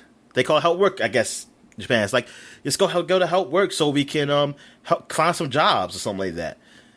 And then, so the guy wanted me to help work, and I gave my credentials and stuff. Say, do you have an address? I don't have an address because I'm homeless. And I was like, Jesus Christ, I said, this game, what the hell is going on? I said, why they got a lot to say, Dominic. They got a lot to say. Shit? Yeah, because even the homeless guy first he wasn't going, like, he was saying, like, because I was telling everybody, like, hey, man, we have to live like this. We could go to Help Corps. We could go to work. I mean, do this. He say, we don't choose to live. A lot of us don't choose to be this way. Or either choose to be, or we choose it, like, because of reasons. There's reasons why we don't work. Like, either we're in debt so much, or we're like someone, like a family left us, or things like depression. The guy, it's getting real shit, yo. It's like, oh my God, what is going on with this game? Like talking about things of that nature. But he said, well, I'll go with you. The guy on Web said, I'll go with you to do help work. And so he's like a part in your party.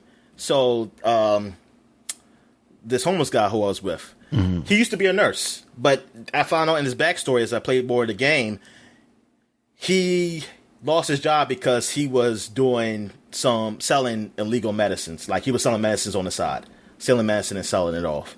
So he had lost his license. So we couldn't find a job, but this guy found a job for us to work, kind of get under the table money. So it was me protecting this lady's bar because this gang is siphoning electricity from these group of businesses. But the lady, like, they get overcharged, for electricity use. And the lady, she cut the line. So, not the owner of the bar, but a person who goes there, she cut the line for us. She said she was having a hard time for it. And I said, you got to stop paying these guys. So now, she said, I know they're going to threaten us now, so you need to protect us. So I did that. I convinced them to leave them alone, basically. So, and what else? Also, now I also work, like, you remember in the last games, Yakuza games, I always talked about, I didn't really do things with prostitution. It was mostly with, what was it called? The cabarets. Like cabarets is when, like, this company, women give men company. They don't have sex with them enough. Now, if they choose to do that on their own, that's their business. But it's not really, like, it's not sex. It's sexual, but it's not sex. This, they go straight to say what it is. They got, like, okay. This is prostitution. They say the cabaret either. Gotcha. Like, this was just, they were whores, basically. But my job was to clean, the places in the mornings after they're done. And God, and then it was one point, like, you saw all these tissues on the floor, and the guy was like, because I was beating, I think I was cleaning the beds and stuff. And the guy said, "Okay, you pick these tissues off for us." I said, "Nope, you chose." They say, "You should have. You chose the duty. That's your duty," or something like that. Ugh. And said, like, I was like, "Goodness gracious!" I said, "God."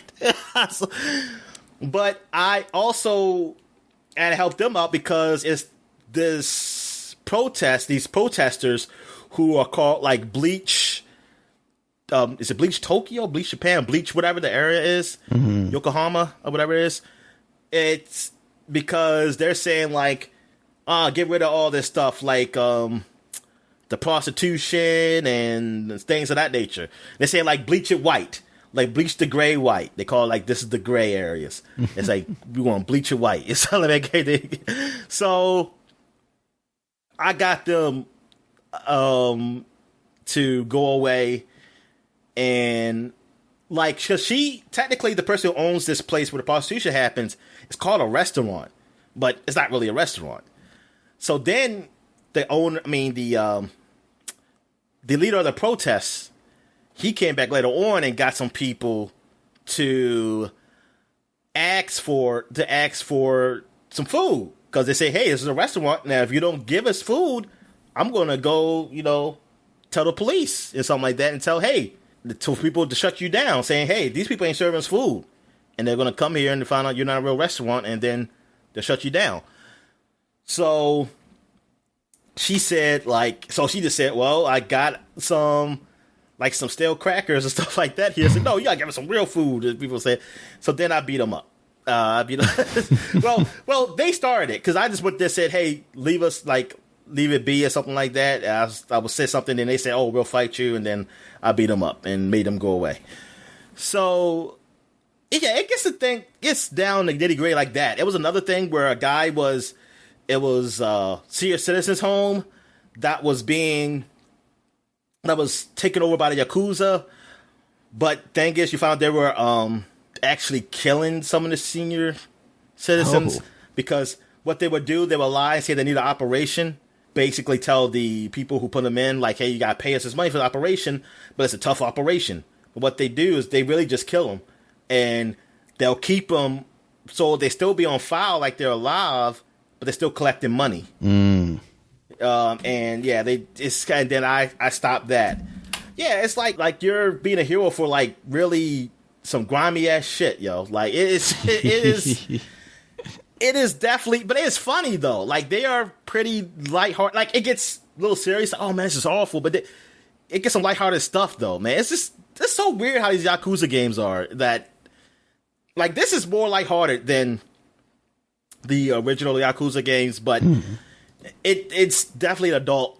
But it is good. Like, and I like how it's got some like real situations, but really like you're like these are situations you usually do in video games. You know, you don't really deal with in a video game format. Like I like that they're putting some real situation to make them it's like a video game with it, but not making it like you're the hero of it. Though. Like you're trying to stop it. You're not trying to either like. I mean, it's not making it also black and white. Like prostitution, they gotta make it easy, like, oh, this is wrong. Yeah. And make it like, this is a horrible person. No, what they do is, it's a horrible person if you have a horrible pimp or something like that. Oh, but the prostitution, they even tell about, like, hey, why are these girls are doing prostitution? What reasons they do it? Like the lady was telling them. And you grew up, the character you play as, I think he grew up in a place like that. Like his mother had to work there, and then I think she had left or died, and then he was just taken care of by the people there. See, that's how he grew up with. Like, he knows how it is there. So, yeah. And because the girl you were helping for the old folks' home, she worked at one of these places. And we were wondering, like, why she was missing. She kept saying she was sick or something. She couldn't come in. And then that's what we were following. We were thinking that she was doing stuff on the side. Like, you're not supposed to be, doing your own gig on the side here. And that's what the guy of the brothel, owner of the brothel or whatever, he was like, he thinks that's what she's doing. Like trying to get money, that she can keep all the money herself and try to make money not from here. But at first people were like, so what? Like, she'd make her own money. But he explained that, look, he's not being an ass. He's just saying that because, like, with him, it's protection. And she's here. But out there, she doesn't have any protection. If anything goes wrong, nobody can help her. So we followed her, but that wasn't what she was doing. We saw that she was giving money to help her father out. Then we worked there. We were thinking, like, something was going on. Like, she's got to pay all this money. It's like 2 million yen or something like that. It's like, what's going on? That's when we found out, like, what was happening and that they were about to kill her father, but we stopped it. But yeah, this game is fun, man. Like, I really enjoy it. Like, I see why people really like this one. And I like the RPG-ness of it. Like, they really go into it. Like, he even warped his view of the world like an RPG. Because he said, like, when he was in the Job Corps kind of place to get a job or something, he said, yeah, I look at life like an RPG. Like, he said, like Dragon Quest. He said, he always said, like Dragon Quest. I said, what the hell? He said, yeah. And then you got your party. You got your ex-police officer, your ex-nurse guy in your party. And their specials are pretty funny. Like the ex-nurse guy, because he's homeless and stuff, so he does things like a pigeon, like you throw pigeon seed on somebody and pigeons come and attack the people. They do something like with bad breath where it brings the defense down. I do appreciate though, because I'm thinking like, wait a minute, we got a place to stay now because we stayed on the top floor of the brothel. Oh, okay. And my suit's clean. My suit was dirty because, I was living outside. Now my suit's clean. I'm thinking, like, why? Now, when you're walking around, sometimes, when you stand still, the characters do something. Like, because you're not doing anything. Yeah. Like, every now and then, the guy, the ex-nurse, he'd be like, oh, I'm itchy. And I'm thinking, like, yo, you should take a bath now. I know what to say. It's like, you take a bath now, man. I was like, oh, man, they should have edited that so that he's not itchy. I say he shouldn't be dirty anymore. But yeah, the game is awesome. I really like the game. And the combat stuff with the RPG aspects is good. Oh yeah, that's good. Yeah, it's just simple turn based, but it's simple turn based, and it's like how Mario Luigi is, okay, or so you Mario can do like counters RPG. And defense stuff at the same. Okay, that's cool. Exactly. Yeah, so it keeps you involved in there, or you can do it even when you do auto, like you do it by yourself. You still have to do those buttons. Like, you have to make sure you hit the right button, like, or you just won't do as much damage. Okay. Like, you still do some damage, but you won't do as much. What else is there? I think that's it about for that game. Oh, yeah, and I played some Battlefront 2. So, because I was thinking, like, I didn't play anything multiplayer. And I was saying, what do I have an itch for? So I say, since I'm watching, like, Star Wars and shit, so let me go play some Battlefront 2. So I just played some of that. I recorded a little bit of it. I played when I was in the X-Wing. I played some ship battles. I'm trying to think what we were doing. Like, what was the premise? I don't know. But it was during the time when X-Wings, the Death Star, so it was like the Empire. So I was on the Rebel side. I was on the Empire side too, because they switch you. But we won both times. I actually did okay in there. Like, I actually got a few kills and things. And it wasn't as hard as I thought it was. I wasn't used to not having like a boost or something like to speed up, but I think certain vehicles have that. I don't think all of them do. I think some vehicles they have it where you can, like, that's a special to speed up, but it's not like a regular boost. I think you just fly automatically, like you're just moving forward and you just gotta worry about targeting and when to shoot your missiles and things like that. And yeah, it's all right. I mean, it's not great. I still rather be boots on the ground, but it was fine. It was fine. Then I played one where now this one is like just kind of co-op-ish. Like, I think it was like 16 people though, or around there. But you are stormtroopers and you have to survive for a certain amount of time in the Ewok village area on what's it called? What's that moon called? Endor. The moon. Endor. Yeah. This is after the Death Star blew up and you trying to survive to get to evacuate. The thing is, it is dark as hell. You got a flashlight, and it, you can't keep it on all the time because you got a battery life. You got to turn it off to charge it back up. And like, I guess it's supposed to be like real kind of spooky and scary because you got to watch Ewoks are like killing you. Like, they're doing things like they're up in the trees hiding and they throwing things down. And it's like, what the hell? I was like, first I didn't know what the hell you're supposed to be doing, but when I saw somebody get on fire or something like that, I said, oh shit. And I was like, because it's just like, you got this flashlight and you just look, everybody got a flashlight. You only can see what's in front of you or with other people's flashlights on. So it makes it kind of scary. Like, oh man, we got to run here, like try to hide from these Ewoks or like where they're shooting from. It's fun. I was like, oh man, I didn't know this was in the game. And I was like, man, that's kind of cool. And it makes the Ewoks scary. Those damn koala bears. Like, I would never thought them would be scary like this. Oh, those little bastards. Yeah. What else? Actually, I should have known how scary they were when you saw they were playing those drums on those helmets at the end of the movie. Which still there were have heads the in those heads in helmets, them. Daniel. Yeah, there were heads in them. They ate the bodies. They cooked those bodies. Well, hell, they were about to eat. Yeah, they were about to eat Han Solo and Luke, man. Right? Yeah, they were about to eat them. Okay, so yeah, they are little vicious little bastards. All right. So what other thing I did? I played also. It was Clone Wars. I was the robots. Yeah, I was the Separatists, and that was pretty cool. I think we lost though. Did we lose or win? I think we lost. Yeah, we lost. But man, it's just getting killed by those fucking Jedi. People get those fucking Jedi coming around at you. It's hard as shit. Damn Yoda. It's like, that's cheat. That's like, Yoda's like during, whatchamacallit from GoldenEye. What's Oddball? Is that his name? Odd Job. Yeah, because Odd Job. Yeah, I was like, man, like, it's so short and then he's just jumping all over the place. It's like, come on, man, that's cheating. But yeah, but you know, it's fun playing those games. Like, it's really cool, and it's like you don't really suck. I mean, I guess you can, but I didn't like feel like I was just terrible at it. That's one good thing about that game. It's like I can find some joy out in it. All right, so that's it for me. So, what you been playing? All right, so I've been playing some more Mario Golf. It's funny because I was telling you last week, like, the story was super basic about you just being this rookie and whatnot.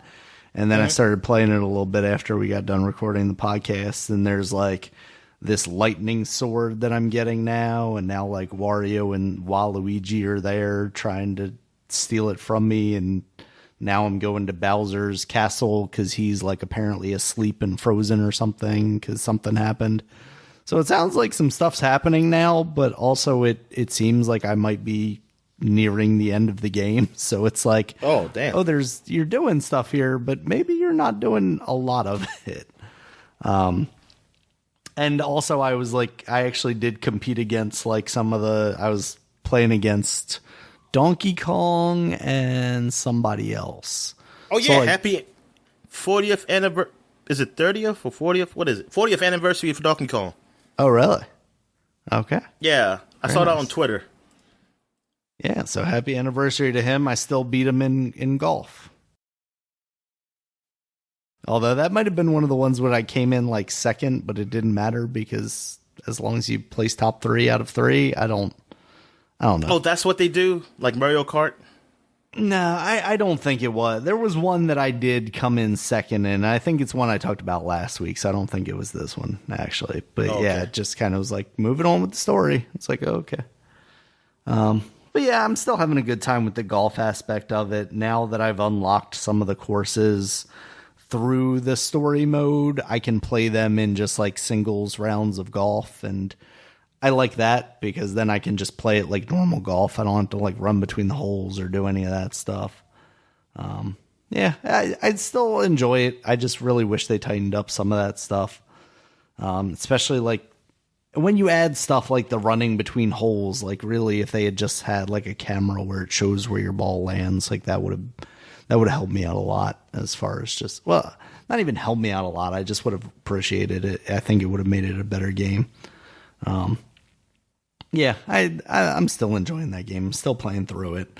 I will beat this game, but it's just like, it could have been better. It could have been worse, but it could have been. So what better. about courses? Like, you unlock more courses now in the single player? I unlocked those, but they're all the courses that I'm playing as part of the story mode. And like I was saying last week, they're all still very, like, they don't give me really strong Mario vibes. They're just like, oh, here's kind of a slightly cartoony world that we might drop a few Mario-esque things into, which I guess isn't far off of like when you look at like a Mario Odyssey type thing where you have like that first world with the dinosaur in it. It's like, this doesn't necessarily look like a Mario world. It feels kind of more like that vibe. Like, here's like almost a slightly realistic looking thing, and we're just going to drop Mario into it, and that makes it kooky and Mario-like, I guess. So yeah, I'm still playing that. And I also played Space Jam, Dominic. Space Jam 2, the movie, the game. I played as LeBron the entire time. No, I didn't play as LeBron. I played as Lola Bunny. It's very short. It's like 5 levels, I think. There's like not a whole lot of enemy variety. I think there's like 4 or 5 different things that you come across that have kind of different abilities. And there's a boss for each one of those kind of sections. It's a cute, fun thing as a free like advertisement for the game. Like, it plays competently. It wasn't terribly hard, which is nice. But when you beat it, you do unlock a hard mode, so you can go back and do that if you want. I definitely died a couple of times, but it definitely wasn't extremely hard. But I thought it was a competent version of a beat 'em up with a movie tie-in situation. It's not. I'm glad it's coming out for Xbox Live stuff as a free game also, because it's very much like, hey, we made this game to advertise this movie. They could definitely take it and with time expand on it and turn it into a full thing, but that's not what it is right now. So I liked it a lot. It looks good. It runs well. I mean, like gameplay wise, it feels smooth. There's a fun aspect of it. Like there's a basketball that's always on screen and you can pick it up and use it as a weapon. And if you like throw it off screen, birds will bring it back to you. Excuse me. So that adds like kind of a different kind of thing to it. And when you have the basketball, you can like hold down the launch button to charge it up before you throw it at somebody. But yeah, for the most part, like I said, it's a little bit repetitive because you do see a lot of the same enemies. There's like your normal brawler guy. There's one guy with like a flamethrower, stuff like that. But yeah, it was cute. I enjoyed it. Okay, so you think it's pretty good? Yeah, I think for what it is, for a free, movie tie-in sort of thing, and it is 3-player multiplayer, but it's local only. So that kind of sucks. But, if you've got somebody in the house to play with you, it seemed like it would be fun to throw somebody else in there and do it. All right. That's cool. Yeah. All right. So I guess we'll take a quick break. When we get back, get to the flashback segment. All right. And we're back. And we're flashbacking to 10 years ago. So 10 years ago this week, in the new month of July, we had Earth Defense Force Insect Armageddon was released on PS3, Xbox 360. Earth Defense Force is one of those games where you're just shooting tons of giant ants and bugs, spiders, sometimes wasps or some type of bee or whatever. I like it. I usually enjoy those type of games. I mean, they're all right. They're all right. They're just so silly and ridiculous because they're also like cheap games, like quality wise, but they're a lot of fun. Yeah, but they exactly. But they're really like you will say absurd. But it's cheesy, but it works for it. It's like real cheesy, like these giant ants and they just come out the ground and shit. I want to. Is this the first one that came on PS3 and 360? Oh, that's a good question. Insect Armageddon. I'm trying to think which one I played because that was the first time I had played one was on the 360 because like my nephew rented it from the library or something. I had never heard of the series and I'm like, this is the most ridiculous thing I've ever seen. It's the best thing.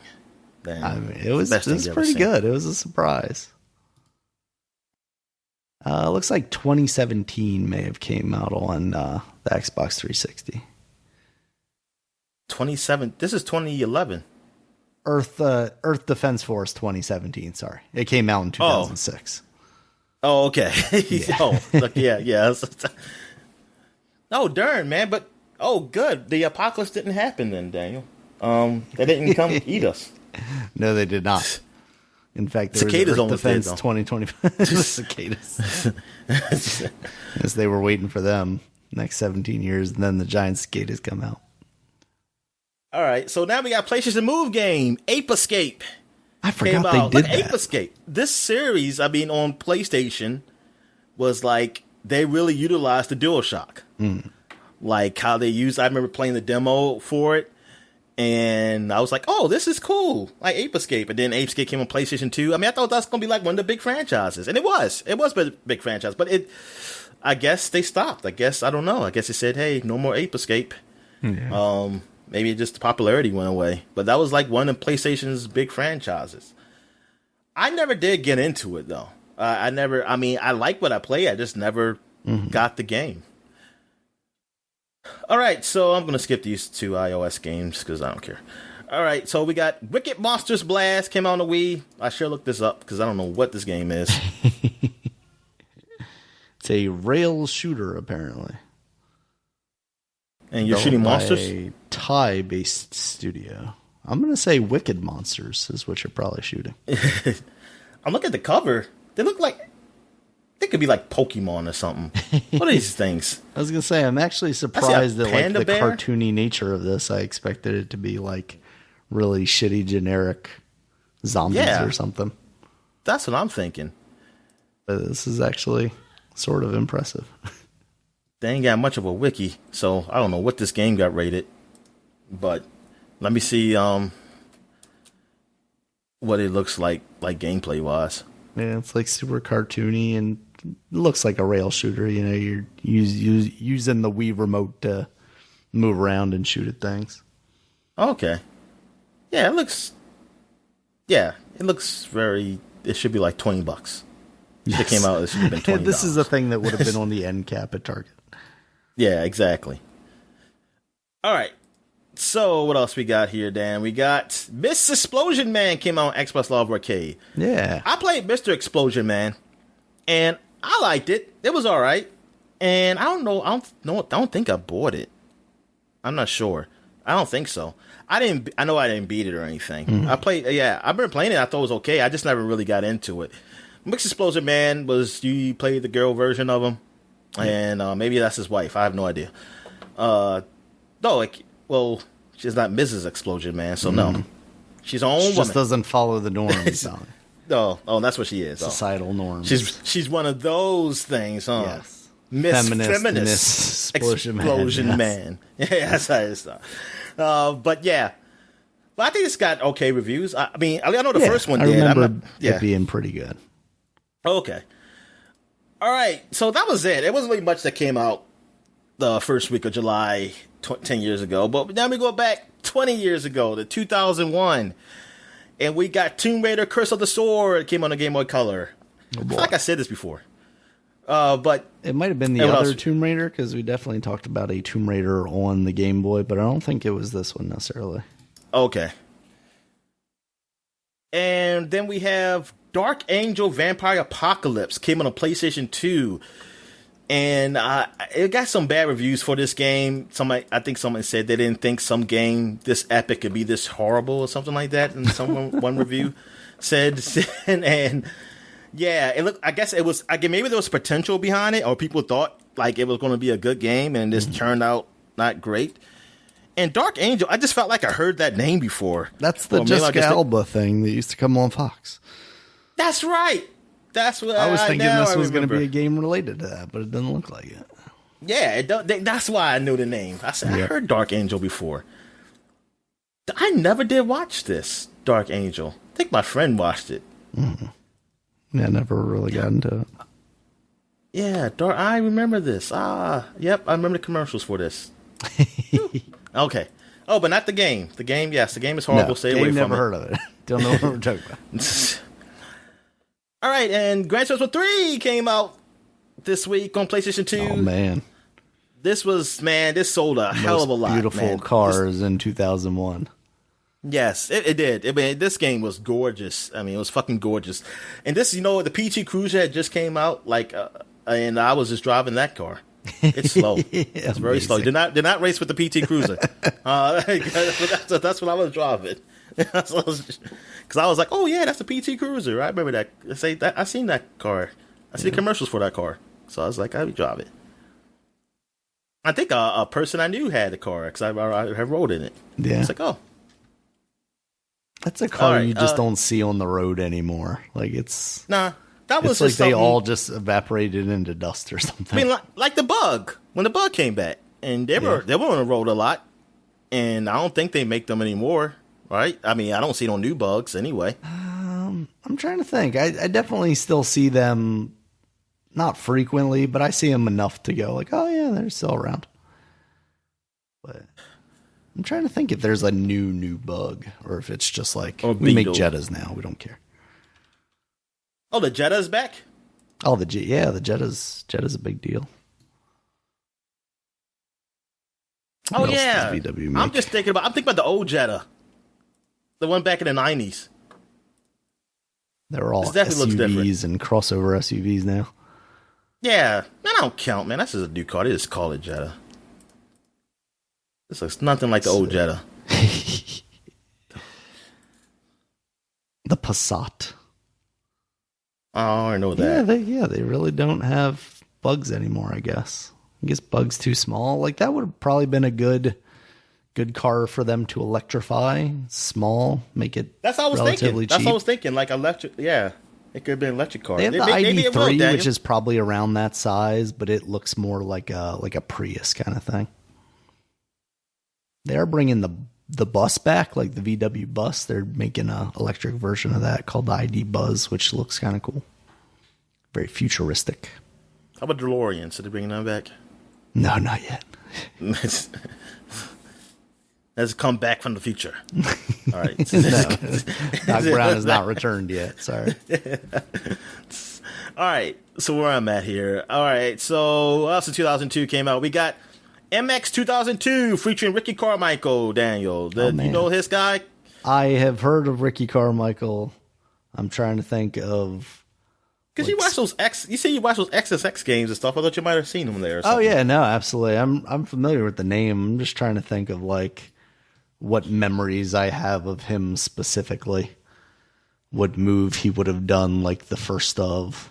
Like, oh, my God, he did the first Superman or something like that. But a quadruple flip? No, I don't think so.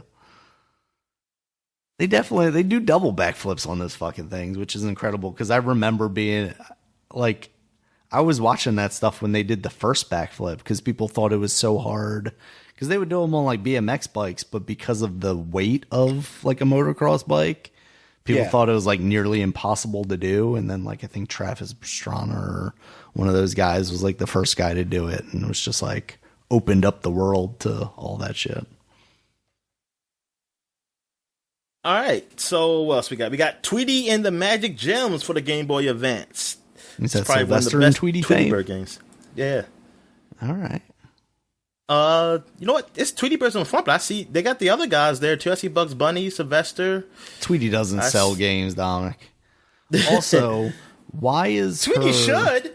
Why is her arm on the right a wing and a hand on the left? I don't like that.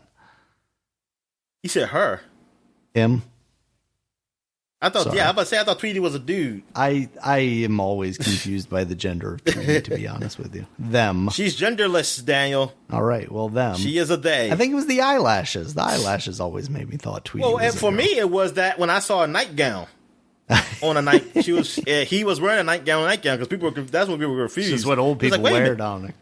I remember it was when I was young because somebody was like, "Hey, they got a nightgown with Tweety wearing a nightgown." I thought Tweety was a boy. I said, I thought so too, but I don't know. You know what? I've never seen a penis, so I guess not. I guess we don't know. Tell. That's even though I never see a bird's penis. They're cloaca, Dominic. Cloaca. Yeah. All right. So what else we got? We got the Pac-Man collection on the Game Boy Advance.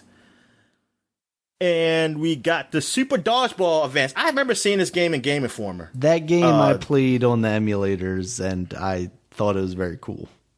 Yeah, I heard it was actually all right. I think it got rated all right. Oh, I put Super Advanced. Okay, let me put Dodgeball in there. And Super Advanced is a protein shake, guys, so check that out. Is it sold to me by The Rock? Yeah. I only drink things that sell from The Rock. Oh, see, I didn't know that the woman who played her sister in Black Widow was in that movie. What movie is that? Super Dodgeball? The one with no, not Dodgeball. No, the Rock movie. Not the Rock movie, but the what's her name? Paige. Oh, the Paige movie. Oh, okay. Yeah, that was her. Yeah, so that's where she learned how to fight, Daniel. I completely forgot about that. I saw people talking about her being in like Little Women, which I have not seen, but yeah, I saw that. Yeah. I ain't want to cry, so that's why I'm not going to watch that. Yeah. Super Dodgeball was fun though. It was like a side view with like Super Nintendo style graphics, obviously from Game Boy Advance, and it was basically like it was dodgeball, but you could pick the ball up and like jump over the line and throw it down at people and stuff. It was just a lot of fun. Okay, Metacritic gave it a 79 out of 100. So yeah, it was good. Yeah, that's pretty good. Atlas. Definitely needs to be better than that. What's that? And look, it has the Nintendo seal of approval. Do they still do? They don't still do that anymore. No, they don't do that anymore. Nope. Yeah, so they're still doing it then. This podcast has the Nintendo seal of approval, Dominic. Well, on the Mario Rabbids, they got a seal up here, over 50 E3 awards and nominations. They got that seal. Oh, it is, Daniel. It's on the back of it. Oh, okay. Next to the bar, the scan bar, whatever it's called. Oh, the SKU. Gotcha. Yeah, it's Barcode. official Nintendo. No, this is official Nintendo seal, and they say approval. That's right. Doesn't I think say I remember quality. Yeah, I remember that's what people said. They changed it. I forgot when it was. Whatever. I forgot what system it was. I don't know if it was the Wii or the GameCube. One of them, they did change that because people was like, oh, they don't say seal of quality anymore or like whatever. And it just says seal. And I was like, oh, they just said, we don't give a fuck what kind of quality it is. Official video game. Yeah. All right. So what else we got here? We got Super Space Shot. Came out on the PlayStation. And the reason why I put that up there is because of the title. Because I'm like, Super Space, that is sound like a stupid ass title. This game has to be. I know, Super Space Shot. I mean, come on.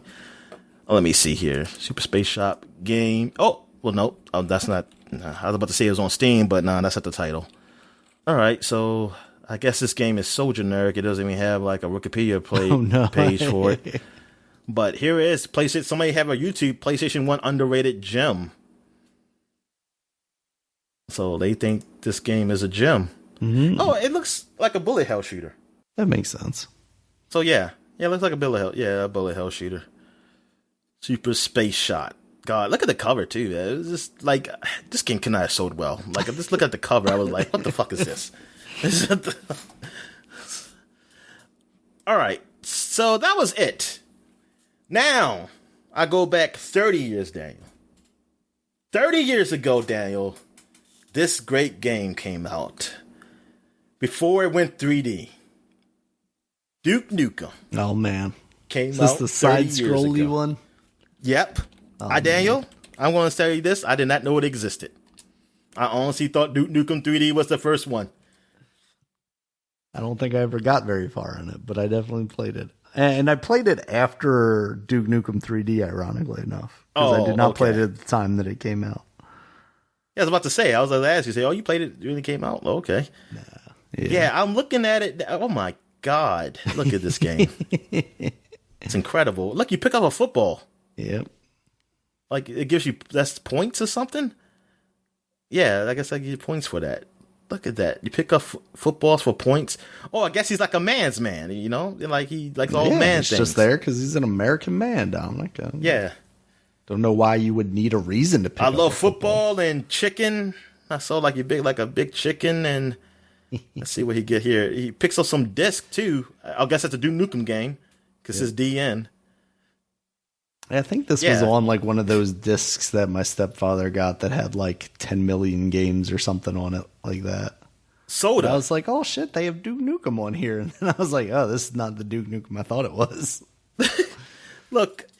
It got, like, you pick up sodas, is that radio or TV? Maybe it's a TV. And you get balloons. I guess, yeah. That Americans love balloons. Yep. I'd never seen this game. I never see this game. I mean, I had to figure. I guess the figure it must have been like a 2D one. They said 3D, but I just thought like, oh, they're just copying Wolfenstein 3D or something. I thought that's all they were doing. That was the first one. Now I gotta think, what was Wolfenstein 2D? Was there a 2D Wolfenstein? You know, I want to almost say there was. Maybe not. Oh, okay. All right. I just typed in Wolfenstein original game and it brings up 3D. So. Also, here's a game I wasn't thinking about bringing up because I usually don't say Japanese games when they first release, even though they release first over there a lot of times, because unless it's like a really big one, like a Mario or something like that, something of that nature, I'll say that, or like a Sonic. But this game, Nolan Ryan's Baseball. Nolan Ryan is like a famous pitcher. Hell yeah.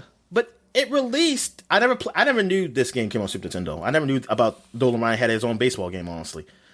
But I'm saying he's an American baseball hero. Why is this game releasing in Japan first before over here? Because it don't come out till a year later. Because they love baseball more than we do. Yeah, whatever. No. I was like, this is ridiculous. I said, how the hell this game releases Nolan Ryan baseball? He agreed to this shit? He should have said nope. It should have came here first. How much money he made off of royalties from Nolan Ryan baseball, Dominic? He became a hundredth off of it. The hundredth. Is it a hundredth? Now he's I think, what is he, the owner of the Rangers? Is he the owner or the general manager? I don't remember. Interesting. Couldn't get the Astros, huh? Well, the Rangers actually were, before the Astros, won recently. The Rangers went to the World Series 2 years in a row. They just lost both times, unfortunately, for them.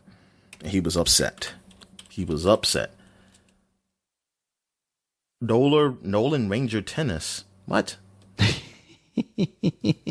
Okay. Nolan Ryan. Let me see. I mean, he's from Texas. Is he the owner? Does Nolan Ryan own the Rangers? Ryan is a member of the ownership group that purchased the Rangers. Okay, he's part of the membership group. All right. He's the face of them, though. I see between 2014 and 2019, he was a special assistant for the Houston Astros. So, like, that's prime cheating time, right? That is crazy. It's his fault. It was his idea. He was a special assistant. Was he still part? And he was still part owner of the Rangers? Maybe. Let's say 2014, he accepted a position as an executive advisor for the Houston Astros. Ryan's son, Reed, was hired the previous year as president of business operations. Oh, nepotism, Dominic. Son got him the job. Oh, of course. I mean, anybody would do that. Not anybody, but a lot of people would do that. All right, so is that it? So I guess Nolan Ryan doesn't own the Rangers anymore, or he sells ownership. I did not know he did that. Sold his at the end of 2013 season. He resigned as CEO and sold his Rangers ownership stake. Apparently. Oh, darn. So that makes sense now that in 2014 he became somebody for the Astros. Yeah. Oh, so he did win. So, yep, he left those losers because he said, "Yep, y'all went 2 years in a row. Y'all ain't fucking win. Fuck y'all. I'm going to the Astros." And then going to the Astros where we'll cheat and win. Yeah, and they became 2017 champs, the cheating champs, the trash trolls. As people say, they say the trash trolls. All right, so that is it for the flashback segment. And we'll take a quick break. And when we get back, we'll get to the gaming news. All right. And we're back. Let's get to the gaming news. So what we got, Dan? All right, Dominic, you talked about it earlier, but there's some big news out of the big N, Nintendo. There's a new Switch version, Dominic. It's officially announced now. It's happening. What is it, Daniel? How much are you going to have to pay for it? That's what I'm scared of. Okay, well, we'll start off with that. It's $350, so $50 more than the current one. Only $50 more for a Switch that is more powerful than the one we have now? Not so much that. Yes, absolutely. It's a great deal. What do you mean, not so much that? Not so much that, Dominic. What you are getting with this, which Nintendo is so aptly calling the Switch OLED edition, because they couldn't think of something more clever than that. You are getting a 7-inch OLED screen, so an upgrade from the current, I think it's 6.8 or 6.5 LCD screen in the standard Switch. And you are also getting a better kickstand. Some people may be familiar with the way the Microsoft Surface kickstand works, which is basically, it's kind of like the entire bottom half of the back of the laptop. That folds out, so it's bigger, sturdier. That is good. And there is also going to be a new dock that comes along with this, and it is going to have an Ethernet port. So in addition to that, you also have double the internal storage. Yeah, I want that. The Ethernet port. Yeah. I mean, you can also get a a USB adapter for that if that's specifically what you're looking for. Yeah, I know you can, but I'm just saying that I wish that should have been integrated in the goddamn fucking 100%. A long time ago. So it is good that they're adding that as, a convenience feature, at least for people that are buying a new one of these. The internal storage is going to be 64 gigs now instead of 32. That's cool. But that's absolutely it, Dominic. Same Joy-Cons, same power, same processor, same everything else. So, oh my God. Who lied to us, Dominic? Who lied to us? Was it Jason Schreier? I don't know who lied to us. Yeah, I'll blame him. Son of a bitch. But okay, so I am slightly happy because it makes me not care. Yes. Because I don't care about this. Like the OLED. I mean, it's nice. I would like to have it, but I'm not going to go out of my way to buy it. Absolutely. I mean, yeah. It's like I would like to have the greatest phone out there. That's not an iPhone. The greatest phone that's not an iPhone I would like to have because I don't want that to be like the Apple ecosystem. But I don't care. Like it's not a big deal to me not having it either. Right. Because I'm not losing sleep. I'm not wishing like, damn, wish I had that. I don't even know what the greatest phone is right now. I'm going to say it's a Galaxy something or I don't know. Probably. Is it? Yeah, it's probably Your one best of those. bet's probably like a Galaxy. You want to go fancy, you get the crazy foldy ones or something like that. So but it's not like I don't really care either though. It's like whatever. I still gonna do not for the cost that phone. it would cost you. It's not worth it. Exactly. Yeah. And this, it's like it's not any more powerful. It's $50 more, and then you didn't even bring down the price of the original one at least or something. It's like, come on. It's like I wish this was like $300 and you bought the price down on the original one. Like you bought everybody all the prices down or something. But nah, Nintendo doesn't do that. They say we ain't bringing prices down ever. So no, I'm not mad because of the news of a new Switch from people. That's not what I'm really mad about. I'm not really mad either way. Like I'm not mad. I'm kind of happy because I don't have to spend money because I don't care. But it's a little disappointing that from all this time that we're just getting this sort of upgrade, like an XL basically. We're getting an XL instead of a full on something that's a little more powerful. Yeah. Like a new DSi. 3DS or something. Yeah. See, the new 3DS thing is, I was angry with that, and I don't know about you. I know you didn't really like that either, but I was angry with it because it waited till like almost the end of this life cycle to do that. Like, it's like, darn, am I going to buy it now? Like when, I don't know, like how long is this going to live to? And with this, it's like, they're going to have a new Switch at some point. It's like, do I need to buy this? Like, is it good? Would it be smart for me to buy it now? But it's not anything powerful. I mean, it's going to look better, like with all of these screen. That's like cool. How much am I going to enjoy these convenience features before Nintendo's like, hey, we got this new thing that'll play your old games, but also these new games.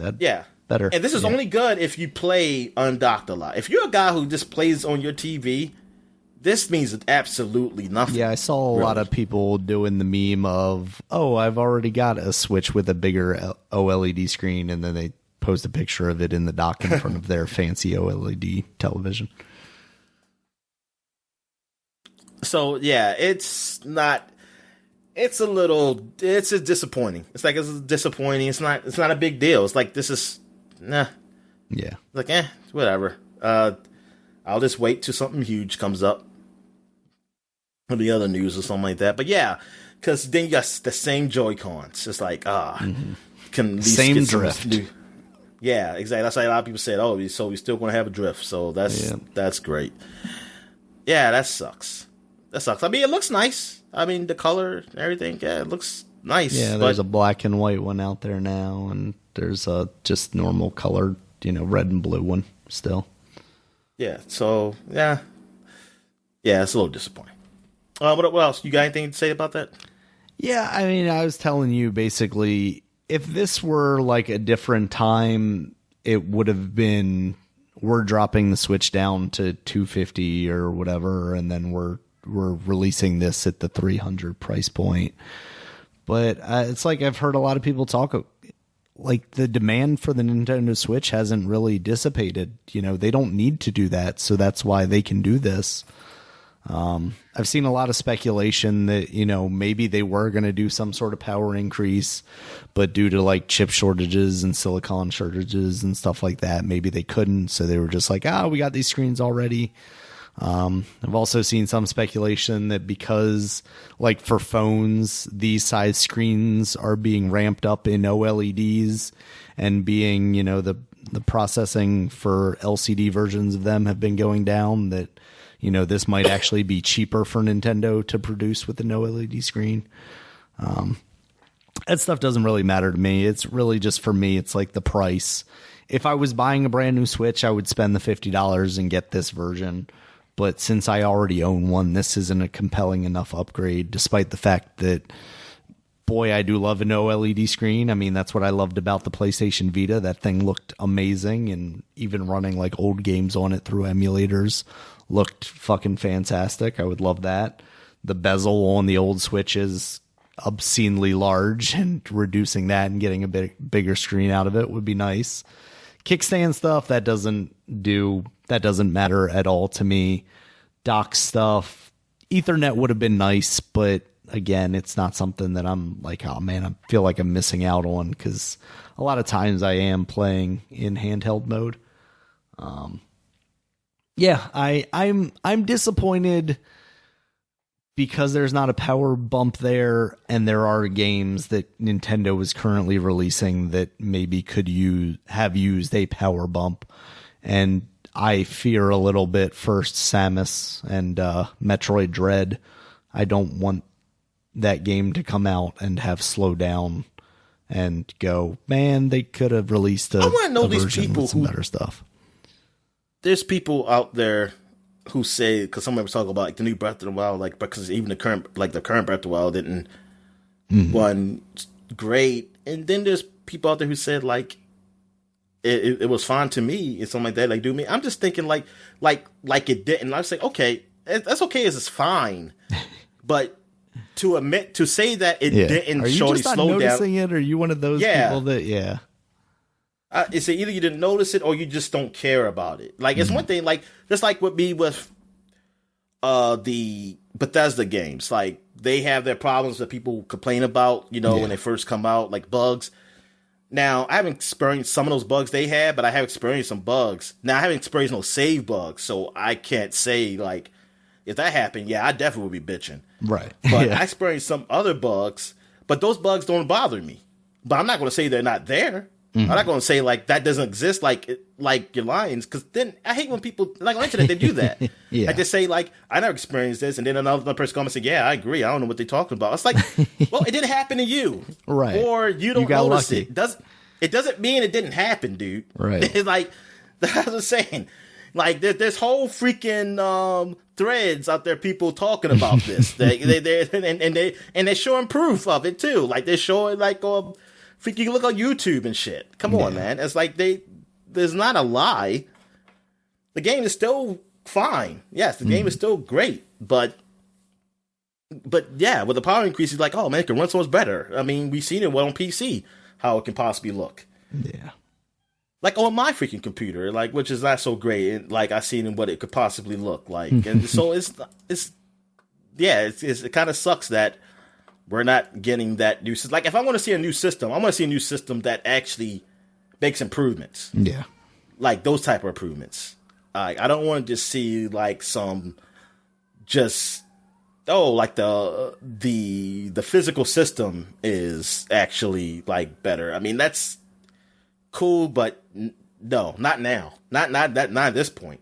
That would have been cool maybe a few years ago.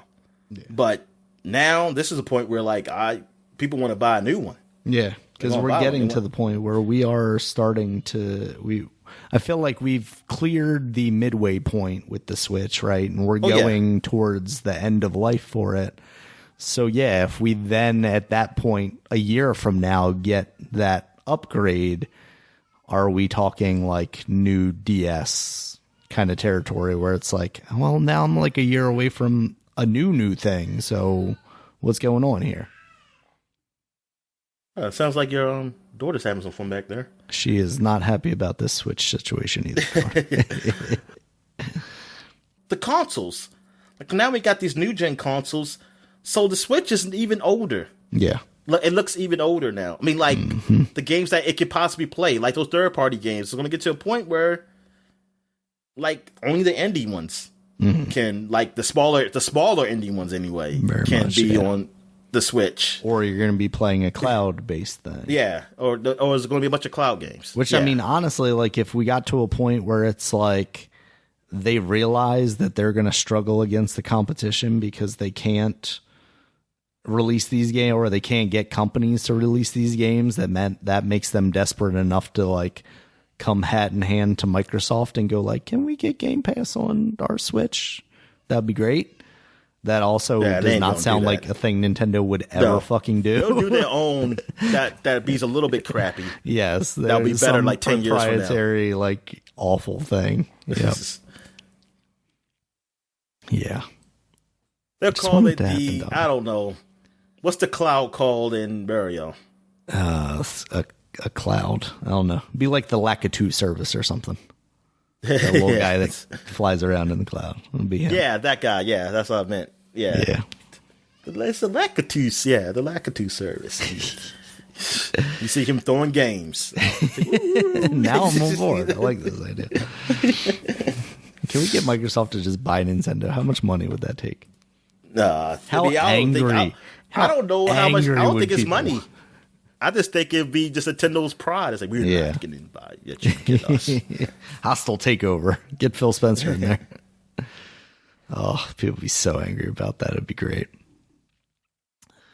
All right, Dominic. So that's what we got for the Switch. That's, we'll see how that shakes out. If we do start hearing rumors or like reports about how there are like a more powerful Switch still coming, like, I think at that point, maybe we just don't ever talk about them until it happens. And I mean, like I was saying before, like it's Donkey Kong's 40th anniversary. And it's like they didn't do anything, Yeah, like even crazy. Like a little something, they couldn't have something ready. I ain't gonna say like a big game, like a big Donkey Kong game, but like just like a small game, or like how they do collector's pack, or 99. They could be like Donkey Kong 99 or something pocket like that. Watch thing. Oh yeah, Donkey Kong 99 would actually be kind of neat, I think. Yeah, Nintendo just, I don't know. Nintendo's bad about things sometimes, Dominic. I mean, look with Zelda, man. Shit, it's ridiculous that game is going to be $60 for that old game, Skyward Sword. Yep. That doesn't look that much better than what it looked like. I don't know if it looks better, but I'm going to say it looks that much better. Yeah. Than what it was. And really, not a lot of improvements, really. No. There is some quality of life stuff, but not in the way that you would want. Like, being able to use the controller. And then, also, you're going to have things locked behind amiibos. That cost somebody was saying $15, but then I saw on Amazon it's $24 or something. Unless it, I was going to say that's if you can even get them, because that's the problem. Like, I keep looking because I keep getting advertisements. Because I looked once, the new Samus, the new Metroid amiibos for Metroid Dread. I think they're sold out. I don't think they've gone up. I don't think it's a matter of them not having gone up yet. I think they've sold out at this point. But like, I go to Best Buy, when I see the ad, I'm like, I'll just check and see. And I can't buy them. So that means if I want to buy them, I'm going to have to go on eBay. And I bet you if I look right now, these things are going to be an astronomical price, because the old Metroid amiibos are like $200 right now. And that's fucking absurd. Yeah. Like, I thought the price of them coming out at, I think it was like 30, and they were kind of rare when they first came out, so they're like 40 and upwards. But now they are literally like over $200, and it's ridiculous. Amiibo. Yeah, people are already putting these things on eBay for $90. And they're not even out yet. People don't even have them in hand yet. And they're already like $90. Man, they are assholes. Jesus Christ. Yeah, it's like what I was saying when they talked about releasing the Playdate. Like, they're like, hey, you can pre-order it. And, you know, it might take longer if it takes you a while to pre-order it, but we're not going to stop production on these things. We're just going to keep making them as long as, you know, there's an order that needs to be fulfilled. And I feel like Nintendo and a lot of other companies just don't do that because they want to kind of be in the collector's business, which doesn't make sense because they don't make any money off of someone selling their amiibo for $80. They get the initial sale, but they're not getting a kickback off of this. No.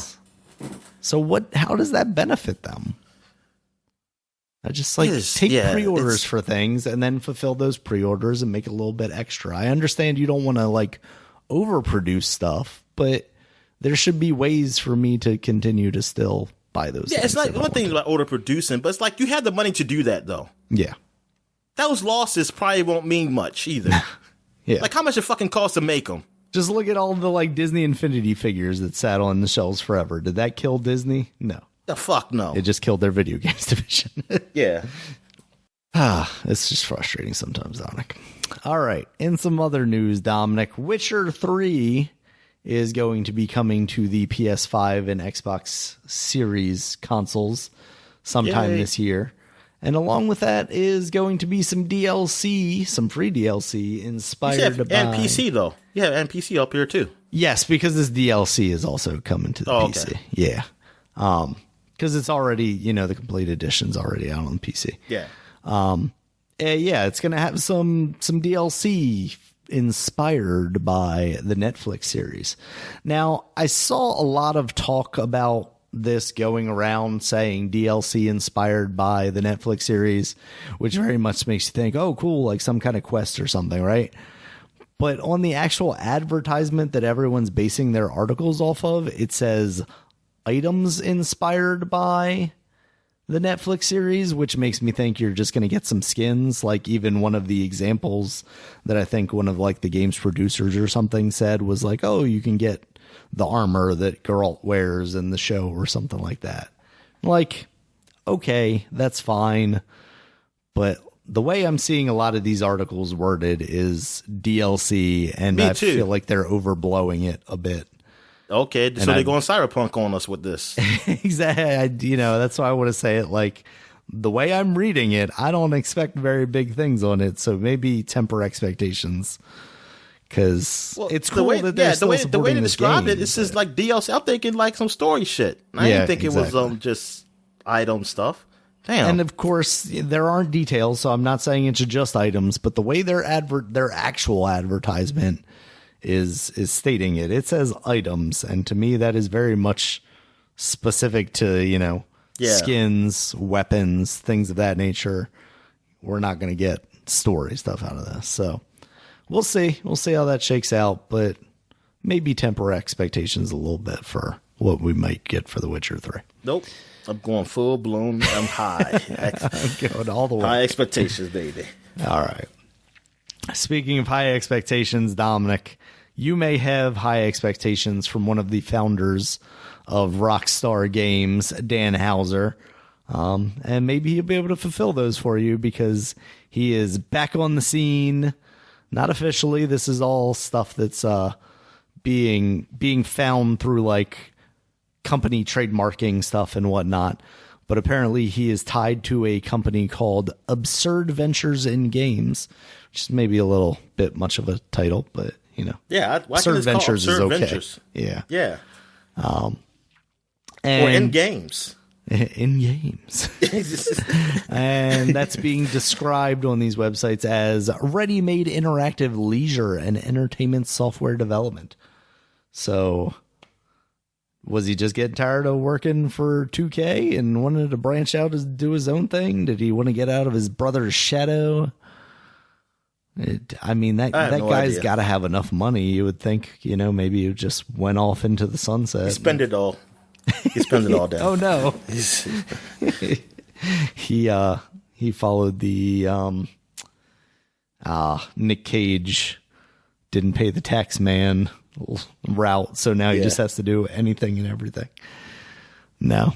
Hopefully that's not the case. But what do you think, Dominic? Do you think we could get some really good stuff out of this? You I think hope so. I hope it's like some, like it turns out to be some. He's like, you pretty good fuckers didn't games want to come make Bully. I just hope it doesn't end up like Cliff Bleszinski's company. I hope it doesn't go that route. Right. I hope it's something I care about.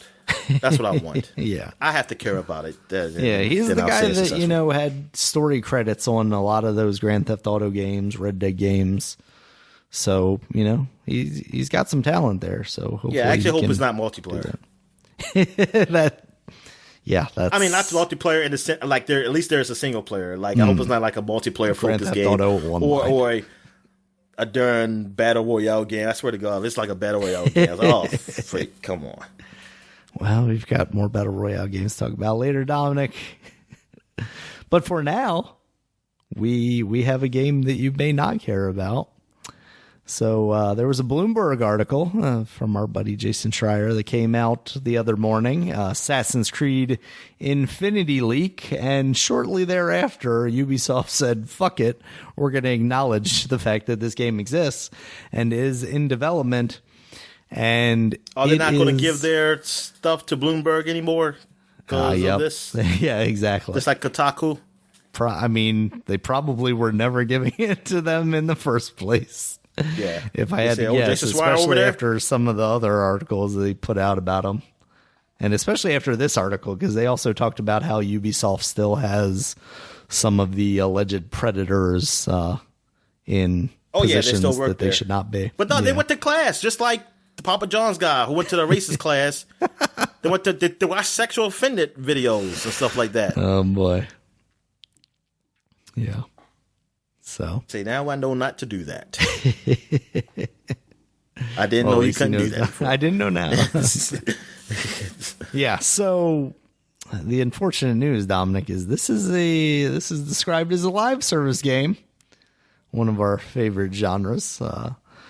So it's got both of the major studios that have been working on Assassin's Creed working on it, but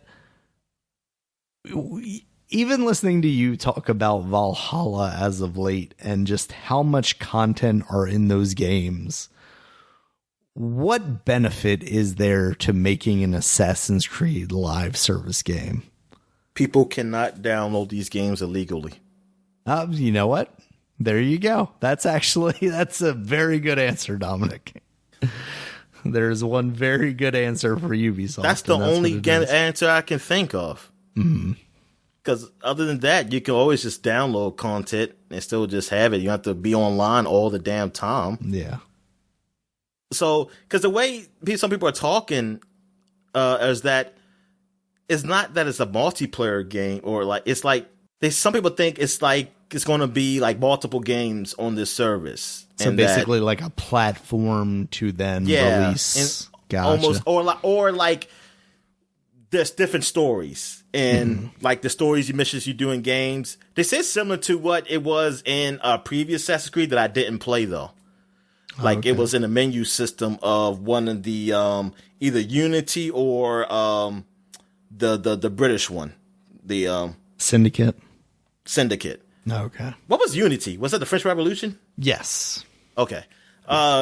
So I think it was that one of those that they say it was like a menu system in there where like you picked I think it was the DLC you picked in each DLC you picked it, and it's kind of like how it's set up. They think it's going to be similar to that maybe, but I'm not sure.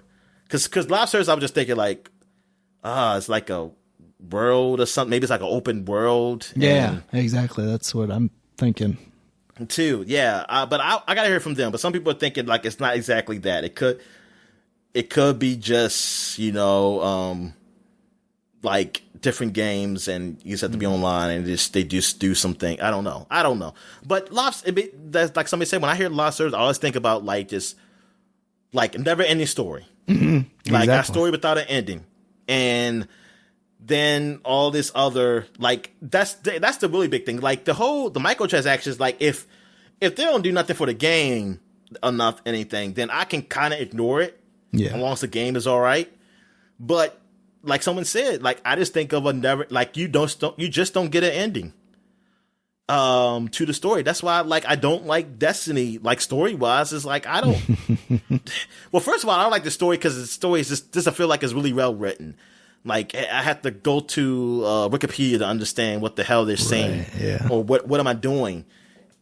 But I wish it was like a beginning and end. Like I like a game with a beginning and there's an end. Like it's an end, and bam, that's it.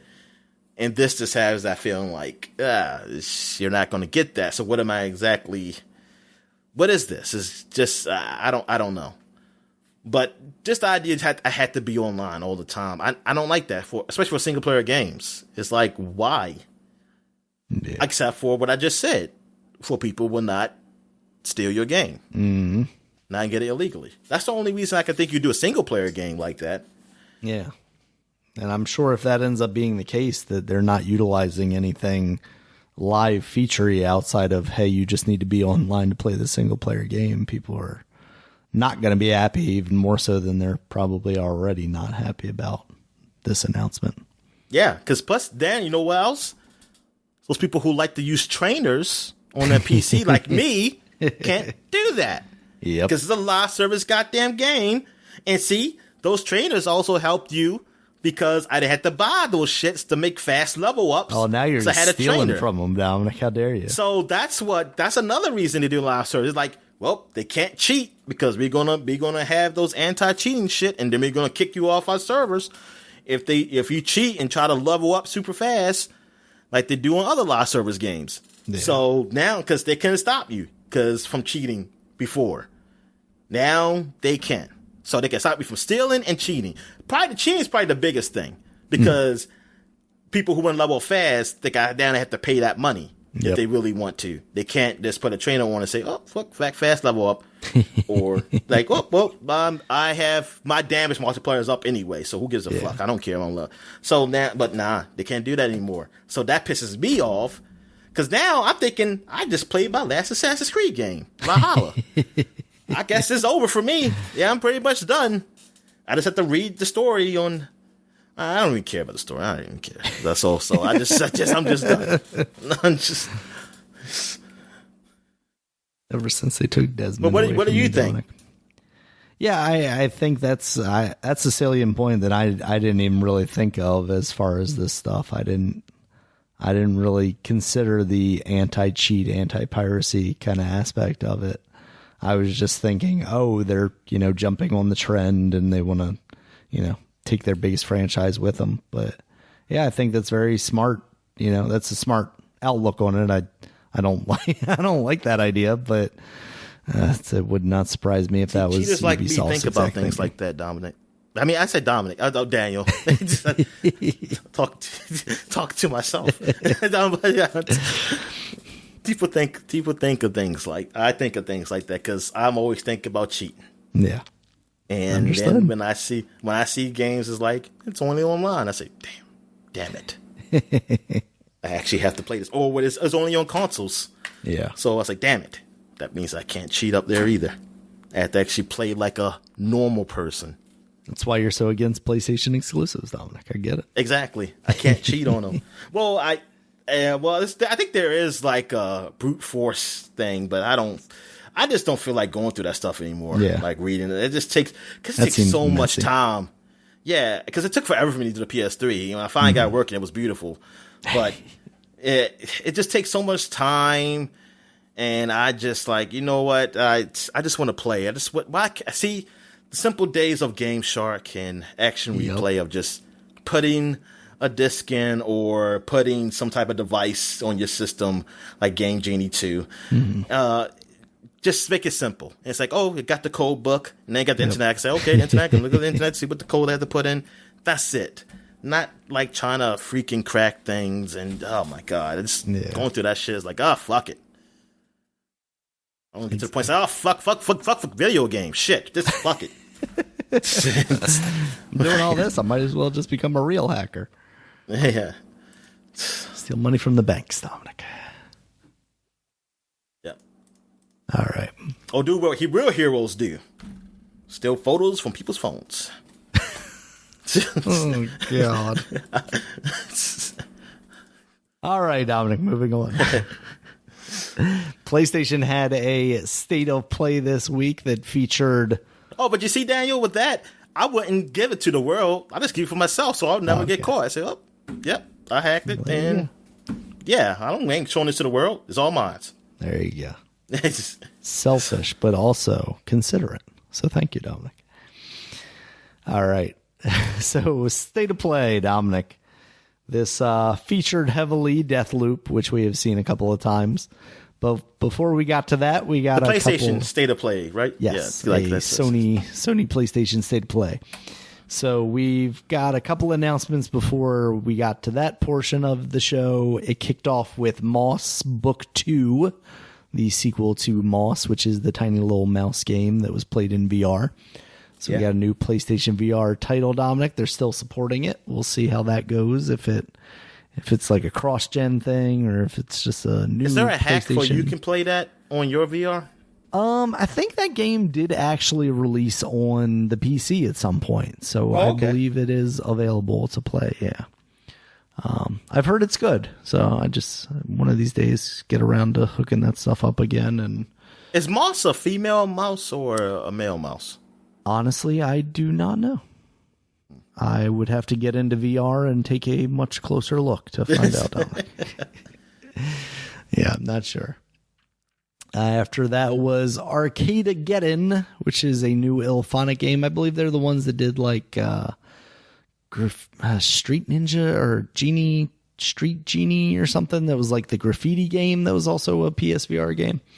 But this is a PvE horde kind of thing, and it also has some player versus player stuff with loot. It has a very like Splatoon, but a little more grown up vibe to it. Yeah, it reminds me of like Feeding Frenzy or something like that. You know, like something like this crazy shit, like different types of games. Yeah, because you weren't just because first I thought it was just a shooter, but I saw them like skateboarding or something like that. They were doing some type of tricks. There was a lot of movement. Yeah, there's like some sliding and some ducking and sliding. Yeah, there's a lot of stuff going on in that game. It looks pretty neat. I don't know about the loot aspect of it in relation to.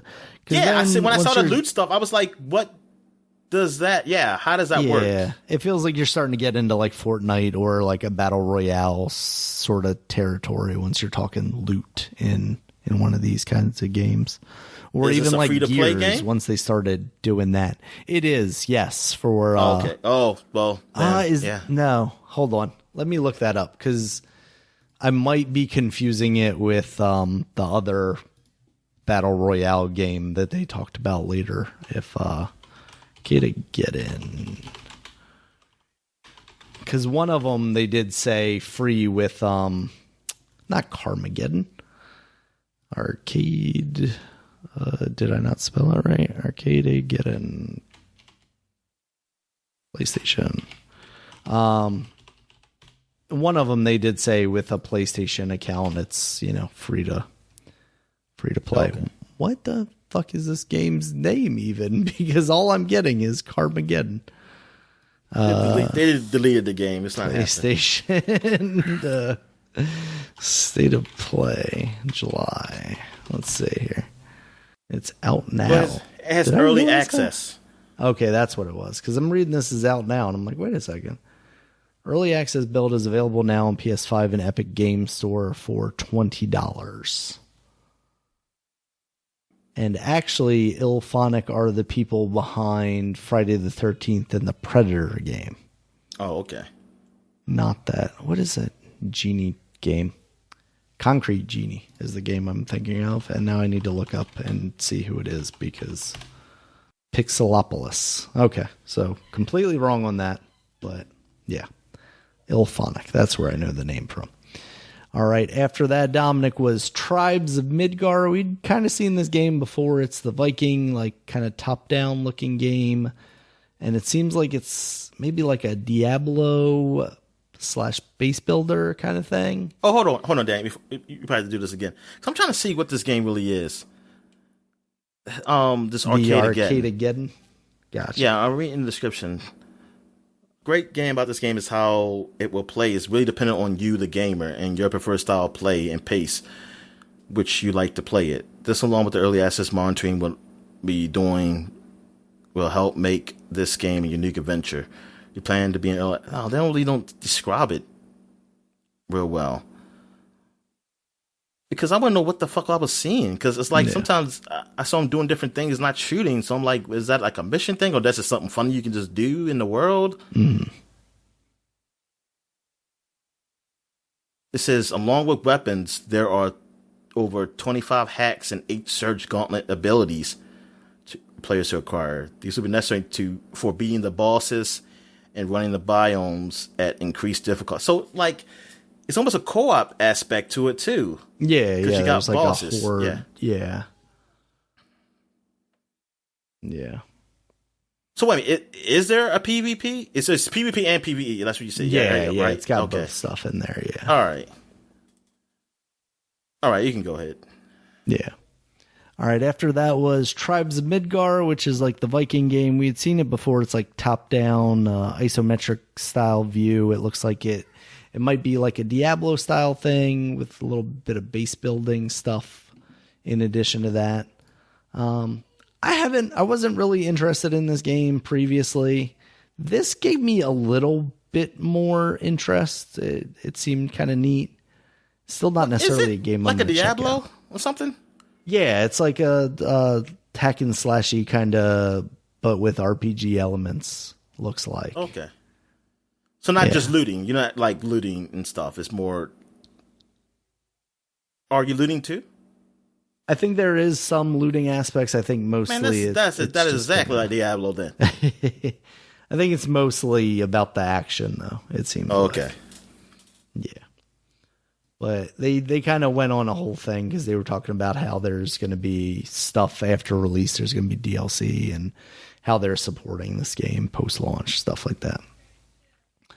After that was Fist Forged in Shadow Torch, which this is the game we've seen in the past with the rabbit. What kind of title is that?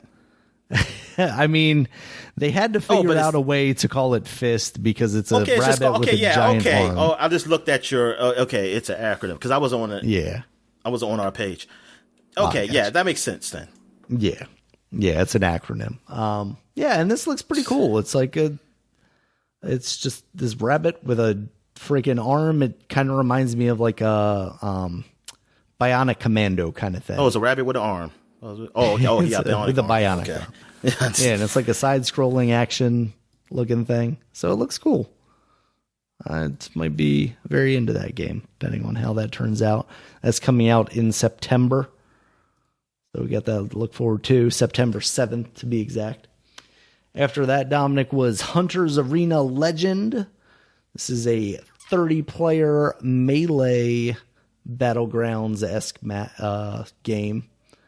So this one is the one that's coming to PlayStation Plus on August 3rd. And it looks pretty generic to me. This didn't do much for me at all. What game was this? Oh, let me see. Oh, I see it. Hunter's Arena. Yeah. No, it did nothing for me either. Yeah. All right. After that was Sifu. We had seen this one before as well. I think it was originally slated to come out this year. Basically like fighting in close quarters, hand-to-hand stuff. And every time you die, you age. So like throughout the trailer, the character was aging a little older and older. He was getting a longer beard. Yeah, that was interesting. Beard. Yeah, I definitely wonder how this game plays. Like, what is the gameplay to this outside of the aging mechanic? But that seems very cool. It's now launching next year in 2022. So, okay, yeah. I apologize. I don't think I saw. I thought I saw a skateboard in this game, but I guess I didn't. In the Arcade-ageddon thing. Yeah, but I did see like something like throwing balls and goals. Like, see, that's what I'm saying. It's like it's different game modes, or I don't know. Maybe that was like a mission. It's like, hey, maybe that's part of like one of the different biomes or something. Yeah, I'm sorry. Go ahead. All right, after that one, Dominic, was Jet the Far Shore. And this, you're a little tiny plane, and you're flying around different environments. Sounds like there's not really any combat or really much of anything going on. Oh, yeah, is where I saw in the comments, people were like, boring. They were... I hate to agree with them, but that's how I felt. And also, I didn't like the way the characters look. Like they have like really stocky upper bodies and really like tiny toothpick legs. It's very creepy. I don't like it. Didn't like one of those art styles where they have like tiny heads too. It's like tiny heads, tiny legs, but really big stocky middles. Oh yeah, I see what you're saying. Oh yeah, that is I don't know. It's all footing to me. But yeah, just this game looked very to me. Like I don't know what you're going to be doing. I hope it's like Outer Worlds or something. Maybe I can find. Maybe it's a game like that. I don't know. Maybe it's like it's something you have to play. Yeah, maybe it's something you have to play. You can't really show. Yeah. Hopefully. Yeah, because I was just like, I was surprised. After that was the Demon Slayer game. So based on the now very popular anime game. They could have picked a better environment to show, because they just showed you in like one of those type of Japanese homes, and it's like just the wooden sliding doors, and there's nothing around. Like there's no that might have been purposeful. It's just a pad. But the game is coming out very soon. Yeah. And I'm like, that might be all there is to the game. I mean, but from the little quick trailer after they showed all that gameplay, it looked like it was different environments. Like I saw outside environments. And I was thinking like, couldn't you fucking show that in the trailer? Because I was like, this is boring. Like, what the hell? Like, I seen the show. It's like, you couldn't make it more defined. Like, you just got this empty room environment and you just fighting. It's like, that's boring. Like, come on, man. You gotta be more than that. Like, that's something we've seen plenty of before. Like, listen, there are games that, like, just because I don't watch the show, I still enjoy them. Like, Attack on Titan. I like that game. I didn't never watch the show. I know. And so, I mean, I watch some of the show now, but that's after I played the game. Yeah. And this show, I have seen something, but I'm like, I've seen like a few episodes of it, just curious about it. But what they chose, like, you would have to be a fan to like that. I can't see somebody who is not a fan of Demon Slayer looking at that game thinking like, man, I really want to get this game. I mean, that footage was so bare. Yeah. Like it's basically just the enemy and the protagonist in this room. There's nothing going on in there. I'm watching this other stuff on IGN and it's like kind of the same thing. Like it's outside, but it's also just like a blank arena almost. It's just you, the enemy, and this like very static environment in the background. But that is disappointing. That is so is this the fighting game you were talking about, Dan? This ain't it, is it? Okay. No, I thought this was going to be like an actual, I don't know, one of the Naruto games that would actually, had a story and stuff to it. Yeah. Okay, so wait a minute. The game that you mentioned before about demons, no, my fault. That was Hero Academia. That's what you were saying. That's going to fighting game. Okay. Yeah, I was getting a little confused. I got that confused with that. Okay, so that's going to be like a regular game, Arxis game, right? Like a real fighting game, right? That was the rumors. I don't think there's that's still just been rumors. Anything. Yeah, it might be boring like this, and hopefully not. Yeah. This just seems weird. I don't know. I mean, it doesn't seem weird. Like, I wouldn't be surprised if I'm just saying, like after you've done all those Dragon Ball Z games, like, even I don't like playing on, but at least they have something going on. I mean, come on. Yeah. Like, this is like if it was released on the PlayStation 2, like the way they did it, like the environments. I mean, it's definitely runs better than like what it would be on the PlayStation 2, but just not having nothing, like you said, static environments, like you can't do that nowadays. Yeah. Gotta be better than that, especially what you going to charge for this game? This game was $60? $70, Dominic. Or $70, I mean, because, PS5? Yeah, probably. Yeah, that's not looking great. Something does look cool, though, Dominic. Lost Judgment. That is the sequel to Judgment.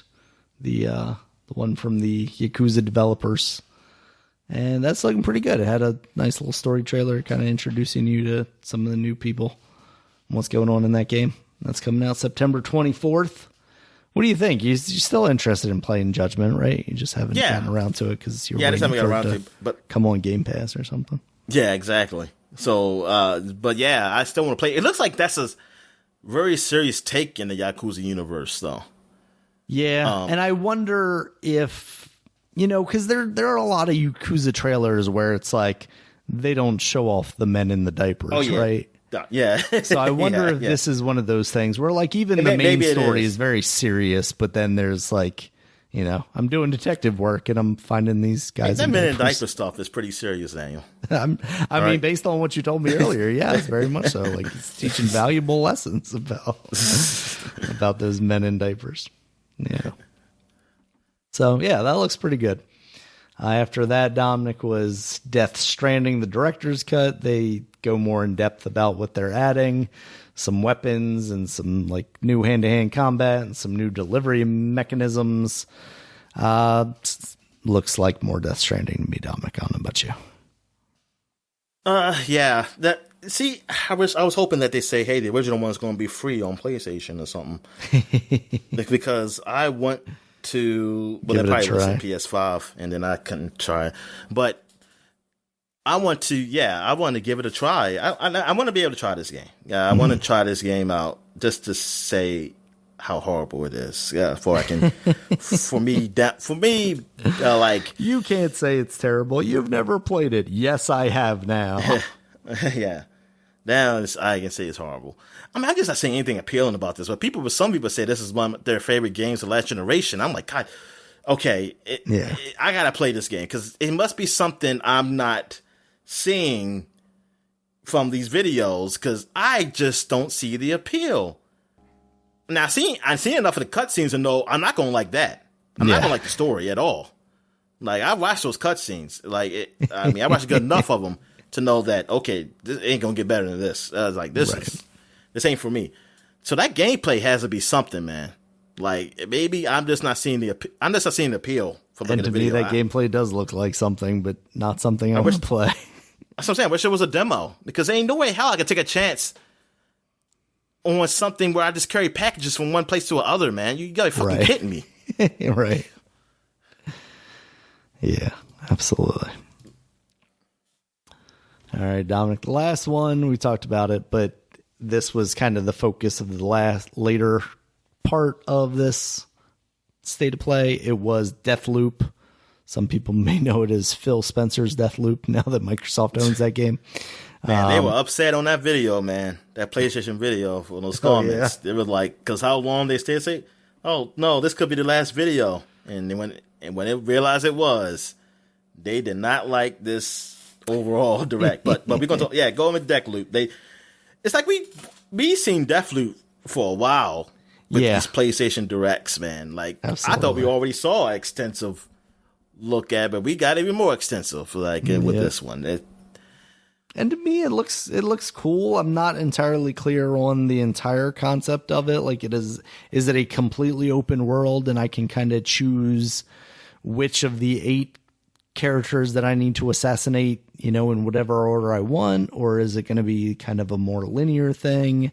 That's what I was thinking. Like, is it different levels? Yeah. How does stages or something? Like, how does the player invasion stuff work? Because they showed it at the end of the trailer that you can come in as the woman that you've seen in previous trailers that kind of shit talks you. Like, can you come in, or like, how do you choose to come in as her? Because they also said a computer player will do that too. So is it just like you go into a lobby and you go, I want to play as the bad lady, and it's like, okay, well, you might be waiting a little bit before it's time for that to kind of pop. Like Demon Souls, when those guys were annoying me when I was trying to just play through the damn game. Exactly. Yeah, so I wonder how that aspect works. Like, overall, I'm pretty much digging the vibe of it. Like, I like the music that they have in the trailer, and the weapons look pretty neat. They were saying that all the weapons have like different feels and characteristics to them, and they're using like the dual sense stuff and whatnot to make them feel nice. So it seems like a cool thing. Yeah, I mean, no, the game, I want to get my hands on it. Like, I want to try it out. It's like I've seen this a lot. I've seen this stuff a lot, and it's just that it's not going to do any more for me. Like, it hasn't changed my mind on it. Especially because you're not really seeing anything different between each of these trailers either. You're seeing first-person stuff with a guy shooting people, sneaking up on people, and that's about it. That's really all you're seeing. So I definitely get you. You know, like there's a certain amount of a game that you can see before you're like, I don't need any more of this. Just release the game already, please, and let me maybe play it, demo, possibly. Come on. So. All right, Dominic, that was our PlayStation State of Play. Did you see anything from them that you wanted to talk about that we didn't really do, or any other news this week that you saw? Nah, but the State of Play was, like people were saying, joking about how Sony didn't have anything. That's why they didn't do E3. Mm-hmm. But I didn't know. Like, I was like, it could be just ain't gonna do E3 because they want to do their own thing. Right. But looking at this, it's like, it's maybe lend some credence to that. Yeah, but not saying that they would have. If they had something, they probably still would have done their own thing. So, but it's just, I know there were a lot of people saying, like, why do I have a PS5? I'm like, why do we even care? So somebody say, oh, well, I'm glad I don't have PS5 yet. Ain't nothing out yet. I mean, which is not totally true. There's some things out there. You got Ratchet and Clank. You got the Demon Souls Spider-Man remake. Prettier. I mean, not Demons. Demon Souls. It is. What's the other one called? Dark Souls. Dark Souls. Okay. Yeah. The Demon Souls remake, and then it was Spider-Man. Then you got those upgrades. Yeah, Ghost of Tsushima is coming out. You know, plus just all the games that run better and look slightly better on that console. But like for me, I don't feel like I'm losing out though. I feel like, hey, I'm not late for the party.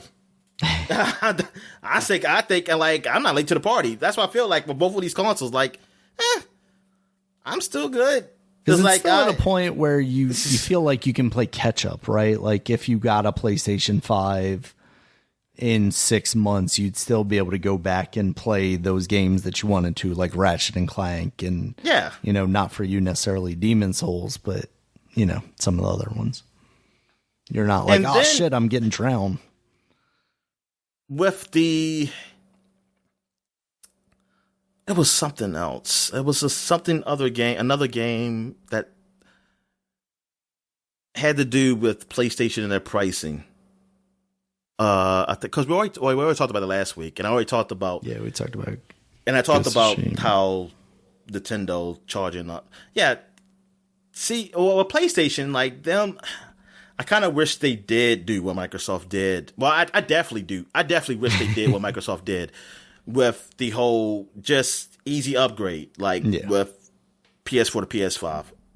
I think they should have did that, because the whole thing is you paying $10 more, or like when something say, hey, this is on, like the Death Stranding. I think that's what I meant.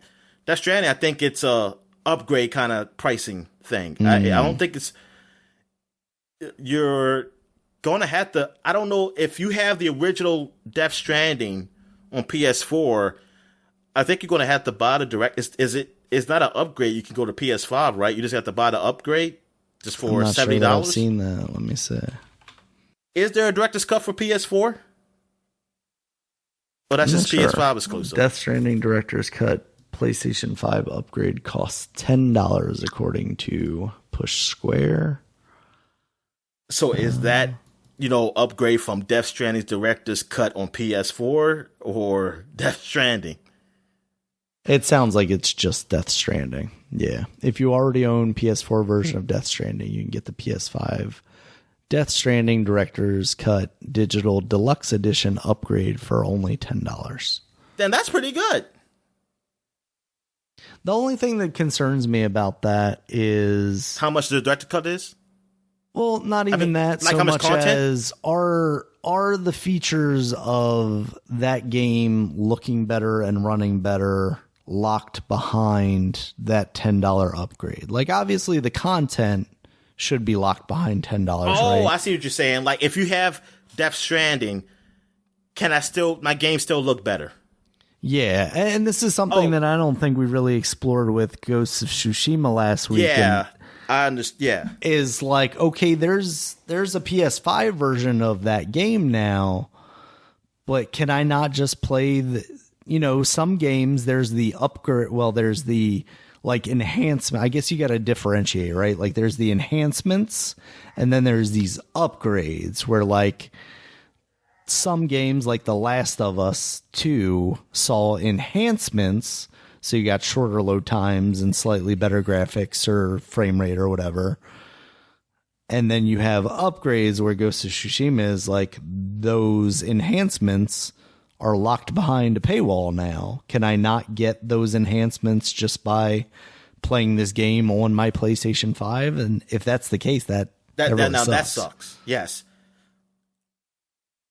Like, if I have Death Stranding, I can play it on my PlayStation 5, but it'll just look like, what, a PlayStation 4 version? And it just loads faster? That's what it would be? Yes.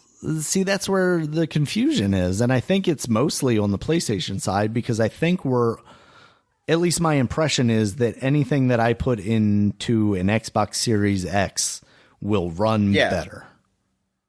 Whereas, like, on PlayStation, it seems like companies have to go in and specifically allow you to unlock frame rate or do whatever it needs to do to allow for that to happen. Maybe Digital Foundries has something in regard to that. I feel like they would be the most appropriate place to have like graphical comparisons and whatnot between, an upgraded version or just you running because obviously you can put a Death Stranding disc or downloadable game and play that on a PS5. But yeah, are you getting any sort of enhancement out of it, or is it just like, oh, I'm playing PlayStation, right? Playing PlayStation 4, I guess. Yeah, that's where it seems like it gets really messy for PlayStation. And then, of course, what frustrates me about like the Ghost of Tsushima thing, or even to an extent the Death Stranding thing, is like these are first party games, or at least, first party adjacent games in the way of Death Stranding.